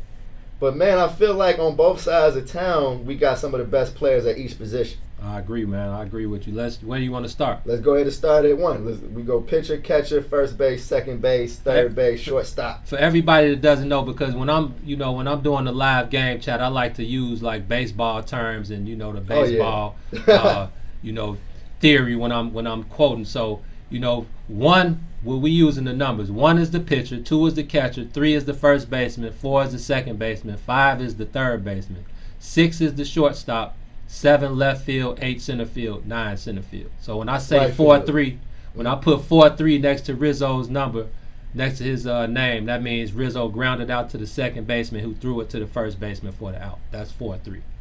So you want to start with 1? Yeah. The best pitcher in Chicago for the first half of baseball. Who are you going with? I think I'm going with Yu Darvish. Okay. Yu has been, like you said, we call him General Electric. He's been lights out for so long, since about the second half of last season, coming into this season. So far, he's 5-1 this year, under 2 ERA. Wow. 5-1, under 2 ERA, 6 walks, 44 Ks, and again, he alluded to the fact to why he feels so much better and why he's doing so much better is because he's able to pitch at his pace. He said when he was in Japan, he was able to pitch at a slower pace, which allowed him to gather his thoughts. And a lot of guys pitch at different paces, but he said when he came over here to the States, to the major leagues, they wanted to kind of speed him up, in essence of the fact that baseball games are too long, and they feel like a shorter game will lead to more and more fans, which I 100% disagree with. The game is fine. If you're not a fan of the 3-hour baseball game, then you don't need to be here. You're not a fan of baseball, right? Period. So I can feel that. You said he talked to pitching coach Tommy Hotovy and just asked Tommy, like, man, please let me get back to what I'm known for, the pace that I enjoy, and I promise you the results. And we've seen it so far. So I think Yu Darvish has been the best pitcher in Chicago right now. I'm definitely willing to go ahead and agree with that, especially after seeing the way Yu pitched on Sunday versus the White Sox. He was unhittable. White Sox were totally lucky to even get 1 run in that game. And to see Yu Darvish pitching the way that the Cubs have been waiting for him to pitch since they signed him, right, it's easy to say that Yu Darvish is the best pitcher in baseball, because when he's pitching the way he is, he may be the best pitcher in all of baseball. Dude, the man has 11 pitches, bro. Yeah. He literally has 11 pitches. Exactly. And me and you talked about that. It's some of the same pitches, but they have a changeup that cuts in, then one that cuts away. And it's like, damn, what is this man on with me? You know? He got a knuckle curve, a regular curve. He got a 12-6 curve. He got a slider. He got a cutter. He got a 4-seam. He got a 2-seam. Nasty. He got a splitter. All the movement on that fastball. Yeah, frees you up. It's crazy, man. So I'm happy to see the 26. You know, Yu Darvish check is $1 million every 2 weeks. Shout out to Yu Darvish. Period. Okay, shout out to Yu Darvish. Do your thing. He got his own media in Chicago, you know, when it comes to the Japanese media. Yeah. That's only there for you. I don't think they talk to anybody but you. But no, they don't. And the best thing I love about you, before we move on to the catcher position, I love how short Yu Darvish is in the post-game press conference. I love how short he is with us. Yeah. But then when the Japanese media comes, because they split it up, it's us first, and then it's the Japanese media next. He gives them everything. He might be 3 minutes with us. He's like, I got to get to my people. 20 minutes with the Japanese guys. I love it, man. It's so funny to me. And I'm sure it's some Chicago media members that hate that. Yeah, he probably hates them as well. But you know, shout out to you though. Shout out to you. The only other pitcher I could think of from the South Side is Dallas Keuchel. Shout out to him. 4-2 with a 2.3 ERA, 19 Ks. He's been the anchor of the rotation for the first half of the season, and you definitely, if you're looking forward to some playoff baseball in Chicago, you're looking forward to Dallas Keuchel, leading the charge. But no doubt about it, Yu Darvish gets the all Chicago team spot right now, man. So moving on to catcher, and I feel like this is a surprise position. The guy who I feel like should take it because he's the backup catcher in Chicago. You know, the White Sox spent a lot of money on Yasmani Grandal. I call him Yaz Money. Yaz Money. But man, James McCann, who was an all-star last year at the catcher position, him and Lucas Giolito put in a lot of work. The way he's come in and put up the same big numbers so far in the first half of the season has been huge for the South Side. Because Yaz Money has had a very slow start, but James McCann has come in. He's batting over 320 with 4 home runs and with double-digit RBIs. And he's still, holding it down for Lucas Giolito, the White Sox ace. We saw Lucas Giolito just have his best outing of the year, and he gave all the credit to James McCann for knowing how to calm him down. You know what I mean? Knowing the pitch to call when he needs to get his stuff back together. So I'm giving that spot personally to James McCann. And I know Willie Contreras is over there. Willie. I'm a little surprised at how Willie has come and he's kind of in a big slump. Yeah, especially with the way he started the summer camp off and with those few little preseason games that they had. Willie was all over the park. He was hitting it off the scoreboard, up, right, center, left, center. Exactly, yeah. So I definitely expected him to come in the season raking. But again, it's baseball, man. This is how these slumps go. And again, Willie is another guy who I'm not necessarily worried about, man. I'm pretty sure that he's a guy that wears his heart on his sleeve. And, it's one of those things. I'm pretty, like we always say to you, all it takes is one swing. Mm-hmm. All it takes is one. And I know Willie is itching. He's chomping at the bit to get back on the field tonight. And hopefully that one swing comes tonight. But back to what you were saying about James McCann and who's Yasmani. And Yasmani Grandal. Who would you say gave James McCann the credit? Lucas Giolito. So and it was that. So because someone asked me the other day before you pitched, they said, why does Yu Darvish only throw to Victor Caratini? And I tried to explain the pitcher-catcher relationship. The chemistry, yeah, man. And I said some guys, they understand their catcher and they have this different relationship that is kind of hard to discuss. So I asked David Ross, which I'm going to drop that video later today if any of you guys care to watch it. I asked David Ross, about the pitcher-catcher relationship since he was a former catcher. And, he explained it pretty well. And like you were saying, some guys, they just need that guy that they can count on, that they know when something is wrong. All they got to say is a few words to get them back on their square and, get them back focused. So I have no problem with James McCann being the starting catcher for our Chicago All-Star team. All right, so we 1-1. We got a Cub and a White Sox first base. Goes without saying, man. Jose Abreu, El Capitan, hotter than hot right now. Hotter than fish grease, bro. Absolutely. So he's taking that first base spot. Second base, I'm wondering who you have in mind for that because, the White Sox have been trying to get Nick Madrigal over there. They started the year with not Yarmer Sanchez. Your other guy, Laurie. Yeah, Lil Laurie Garcia, but now he's on the shelf because he's hurt. But Danny Mendick has taken over and almost made us forget that he's the third guy in line over there. But I'm not sure. Has he been the best second baseman? What's going on up north? It's the same thing over there. Second base is like a revolving door. You know, Jason Kipnis is there some half the games. Nico Horner is there half the games. David Bodie might show up over there. So it's really a toss-up, if you want to be honest. Yeah, we're going to have to throw a slash up there. We're going Nico and Danny Mendick. we going to do a slash that way. That's crazy. Because I feel like Danny Mendick has come and made some clutch at bats. It's been a couple of games where he was the only one on. Okay. And then off the field, I completely love how he talks about this team, honestly.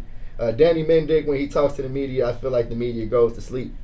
But he brings the energy in every single press conference. He bigs up his guys and just gives you a glimpse into that clubhouse, and you can tell that the chemistry has to be great on the South Side right now if Danny Mendick is talking the way he's talked over the last couple of weeks. So at second base, we'll go with Nico and Danny. You got to go ahead and tip your cap to him. I saw Danny getting some love on ESPN. Yeah, because they spelled the name. Yeah, they spelled it like, come on, it's Mendick. Yeah, not Menrick or Manrick or whatever. I'm sure that some white guys definitely like, oh, that's Mendrick.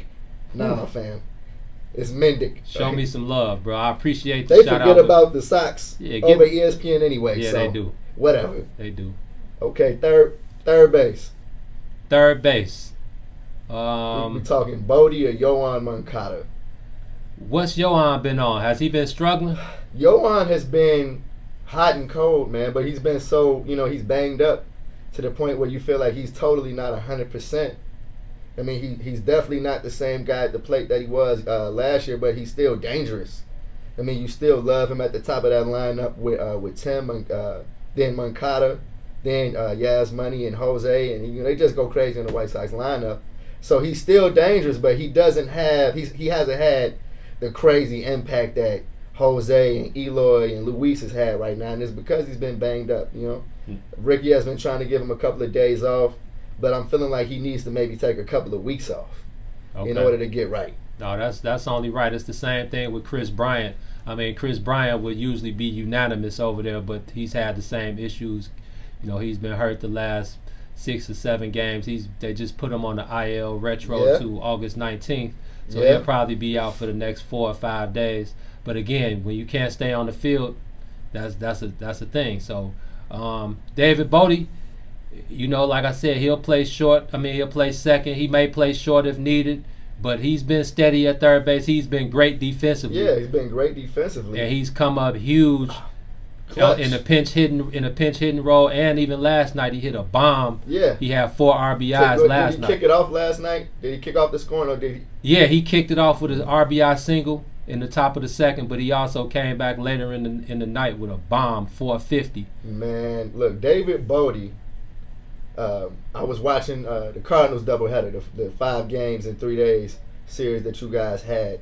And the home run that he had in the second game of that doubleheader to get the Cubs to win, it was just so clutch. You know what I mean? You got to respect Bodie in those clutch moments because he has the nerves of ice. No, that's real. You know what I mean? It's, I was telling my guys because, of course, we were watching that Cubs Cardinals series to make sure to see if they were going to, mess it up the way the White Sox did. The White Sox dropped 2 or 3 in that series, and it's because they didn't come up with any big hits the way Bodie did. Yeah. I mean, so I'm cool with Bodie taking third. Yes, and like you talked about big hits, it's cool. It's necessary to start the game off scorching hot and put runs on the board early, and you force the opposition to have to come from behind. But it's also even more important to score late in the game.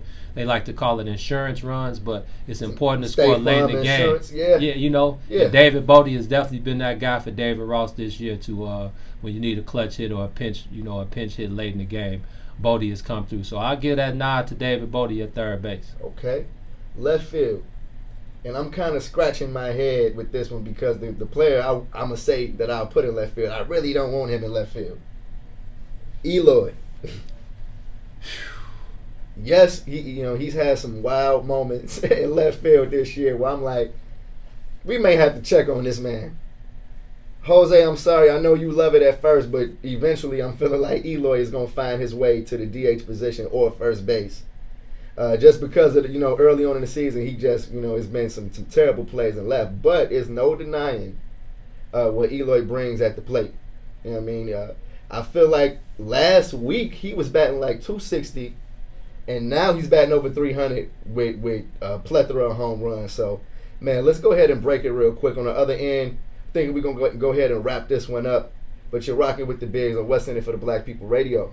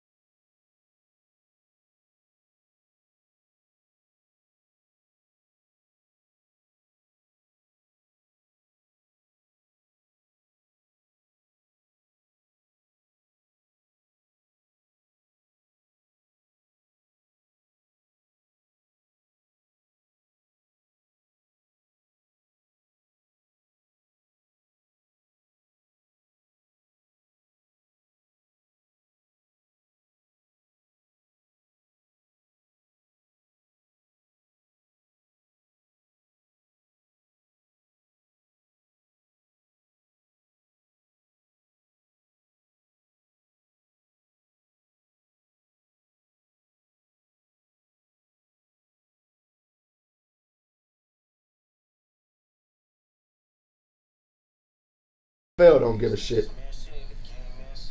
No, we ain't back yet.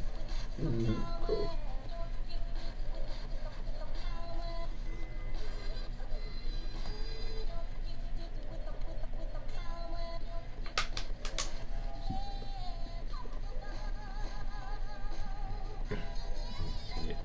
Needs to be a DH. You're rocking with the Bigs on What's In It for the Black People Radio. On the soil. Before we left, we were recapping the first half of the baseball season, giving out awards, man, position by position. We're naming our all Chicago baseball team for the first 30 games of the year. Man, we started at left. I said Eloy, but I want to wrap it up real quick because I want to make sure we talk about a little something before we get out of here. Yeah, this is Sports Talk Radio, man. But when there's something going on in the world, hey, man, if social issues, anything that's affecting us as a whole, as a people, don't even think for a second that we're not going to address it. But luckily, this has something to do with sports, so we'll get back to that in a minute. But like you said, Eloy, I'm with that, man. I think, like you said, coming from 260 to now hitting 300, bombs galore. I mean, his outfield and his play in left field has definitely been a little shaky. But again, this is a second-year player, man. He's still learning on the fly. Period. And he's got a bunch of young guys around him. So, and we all know why he's there. We want that power. Yeah, let's just hope he doesn't get hurt. As long as he can stay on the field, I think you guys can live with a couple mishaps in left field. Oh, yeah. Come on. We definitely living with that. Yeah, because he's going to make up for it at the plate. Now, let's clear it up, though, because I see our guy Dexter Randall says that Eloy is Adam Dunn, and he's totally not that. All right, Adam Dunn was a strikeout machine. This man Eloy is very talented at the plate. Like I said, he took his average from like 250 to over 300 in a week and a half. Adam Dunn hit like 202 with 40 home runs. He'd be lucky if he was over 200. Yeah. Come on, definitely ain't over 250. The Mendoza line, he's straddling it. No, that's not Eloy, man. But hey, center field. Who's the Cubs center fielder? Ian. Oh, this is Ian Happ. It's Ian Happ over Luis Robert? I gotta take Ian Happ over Luis Robert. That means I gotta watch some more Ian Happ. Oh, Ian Happ would be the only All-Star on the Cubs this year outside of Yu Darvish. Because I just feel like if he's played as well as Luis Robert, he's played better than Luis. I guarantee you. He's leading the National League in OPS. Okay. He's been lights out. It's unbelievable the strides that Ian Happ has made in a year, like me and you talked about. Taking that trip to AAA last year. Yeah, he got his game right. Put everything in perspective. I still think they tried to freeze him. But no sir. No sir. And again, this is one of those draft picks. Like we said, I think Theo. Again, the Cubs' offense has struggled for the last 3 to 4 years, especially the last couple years late in the season. They come up empty as hell, towards the end of the season. And the definition of insanity is doing the same thing over and over again and thinking you're gonna get different results. And I think Theo You know, people always ask me, shout out to Jermaine Brown, G Money. He always asks me, man, what's up with Theo? Why would he bring the same team back? And it's like, because he's trying to get these young guys, Almora Jr., Schwarber, Hap, you know, all these guys who were high draft picks. He's trying to give these guys a chance to be who he thought they were when they were scouting them. And I think Ian Happ has definitely come out on the bright side of things. So Luis Robert is definitely such a bright spot for the South Side, man. There's nothing I can say negative about him right now. Another guy who's learning on the fly as a rookie, but hands down, Ian Happ has that center field spot. Because Luis is definitely the future. In center field, he's been the best center fielder I've ever seen on the White Sox. He just covers so much space. I feel like he can play all outfield positions at one time. That's how fast. I agree. That's how fast he is. But I love Ian Happ, and I definitely know how bad he hated it in the major leagues, man. But hey, I think right field, you know, I'm willing to give it to Ian Happ, but right field, it's an easy one. I'm not even considering the South Side because that's been the biggest question mark position for the White Sox. Who's the right fielder? Who played right this? It started with Adam Engel, but it's Mazzara right now. Mazzara, okay. Another free agent, man, and it's just been we waiting to see anything of what, you know, was advertised as far as Mazzara goes. So I'm definitely thinking Jay Hay is the man over there. No doubt. Shout out to Jay Hay, man, one of the Bigs official family members, the Big certified. Totally. Yeah, 100% Jay Hay. There's right no field. Jay Hay slander allowed around me. Even during the Crosstown Classic, I had to tell my Southside guys, hey, we gotta cease that when Jay Hay is doing this thing. Hashtag no Jay Hay slander, or that's 15 to the I know blink. You in violation. Sir. But man, yeah, Jay Hay, man, he's hitting all. I think he might be hitting close to 300 right now. We already know that he's in the running for greatest defensive right fielder of all time. You know, he's got 5 and 6 Gold Gloves in his back pocket, and it's great to see him hitting the ball, especially with the offense struggling. Jay Hay has become a guy that you can depend on, even when he's not hitting well average wise. He's gonna go up there, give you a professional at bat, a veteran at bat, take pitches, draw walks, and you know, just continue to be a leader of the team. Yeah, I wouldn't be surprised if we see Jay Hay as a Cub for the rest of his career. I would like that. Me too. Yeah. All right, so man, one last topic before we get up out of here on day one. One last topic. If you want to call in, man, you got 5 minutes. The number is 872-259-7474. We appreciate everybody that's been rocking with the Bigs on the soil. Yeah, you probably can say what's up and leave us a message or something. We'll get back to it Thursday. Right. Hey, but with that said, man, we got a little note from the producer, Sonya, letting us know that the Detroit Tigers canceled practice today in light of what's been going on in Kenosha, Wisconsin. I actually I'm looking at a tweet right now from yesterday. Milwaukee Brewers pitcher Devin Williams scraped Black Lives Matter BLM on the mound before he came out and did some dirty work yesterday. He ended up striking out the side. Is Devin Williams black? Do you know? I'm looking at the video right now. He caramel, but you know, in baseball you can't be too sure. I mean, it really don't matter to me. Yeah, exactly. No, he looked like a black pitcher for sure, man. But you know what I mean, in response to everything that went on in Kenosha, Wisconsin, the Detroit Lions canceled practice. What are we feeling about that? Because this year we've seen, social justice messages kind of get watered down in sports. So symbolism. It's been a bunch of symbolism, and we've wondered, like, after MLB puts up a Black Lives Matter logo or the NBA, what's going to happen after that? And I get the same question when I look at, what the Lions are doing. It's like, okay, you guys canceled practice today. And I think it's I'm not opposed to that. Okay, cool. Now what though? But like we just talked about in the break, who canceled practice? Did the players show up to the office and say, "Look, the players did it"? The players did it. Okay, shout out to those guys for stepping up to the plate and trying to put. That's a move. That's pushing forward. That's what we talking about. Totally. Those messages, like you said. The Milwaukee Bucks putting out a statement that they're against police. Like, who ain't against police brutality? And don't forget that they had a player that got his leg broke by the cops. And how soon did they sweep that under the rug? Exactly. Yes, Sterling Brown. Let's not forget about what happened to Sterling Brown. So I just feel like when they put these statements out, that's like some old fake symbolism just to let people know that, like you said, they're against it. But it's like the wave. You know what I mean? I'm looking at the comments of Devin Williams and what he did yesterday, and you got people like, oh, that's cool. I'm like, that shit ain't cool. That like, shit ain't it's cool sad that he even had to do that. You feel me? That what's going on in the world. You know what I mean? That sports is just really kind of a distraction, I feel like. Did you see what George Hill said in the bubble last night? I did see George Hill. I saw what Donovan Mitchell said. Yeah. You know what I mean? Which is really, you know what I mean? I don't know what else needs to be said. I'm tired of people talking, and I'm tired, like we talked about yesterday, man. It's the same old thing every time. And it's like I'm tired of hearing these fake blank messages, man. It's like you just said about this. Okay, so now what? What's next after the Detroit Lions they cancel practice today? Now what?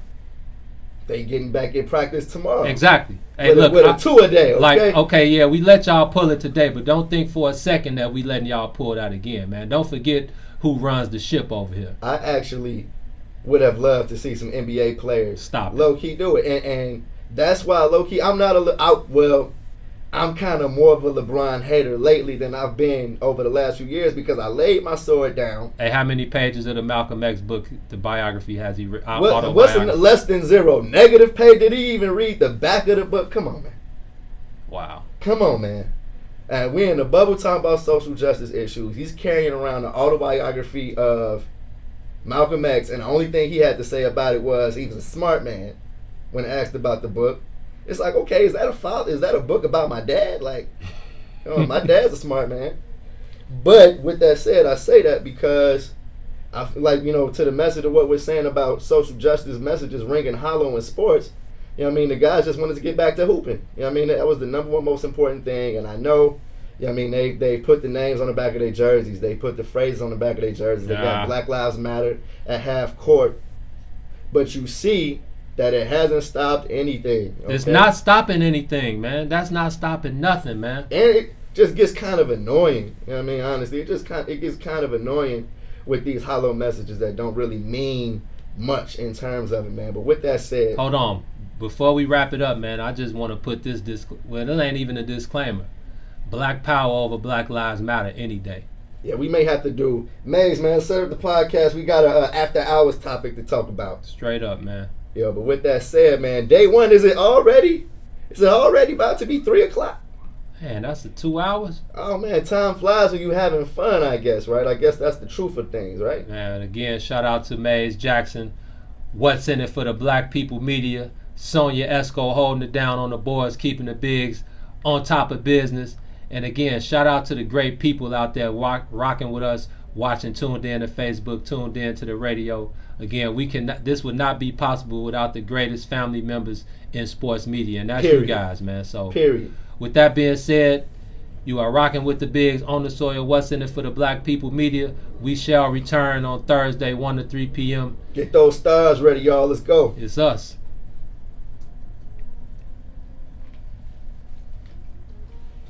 We gotta do the. Oh, you have to shake your shit out. Yeah.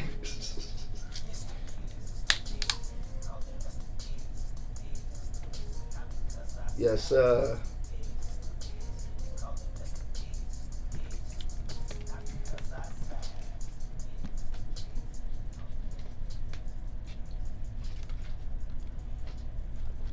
Yes, sir, G. Come on.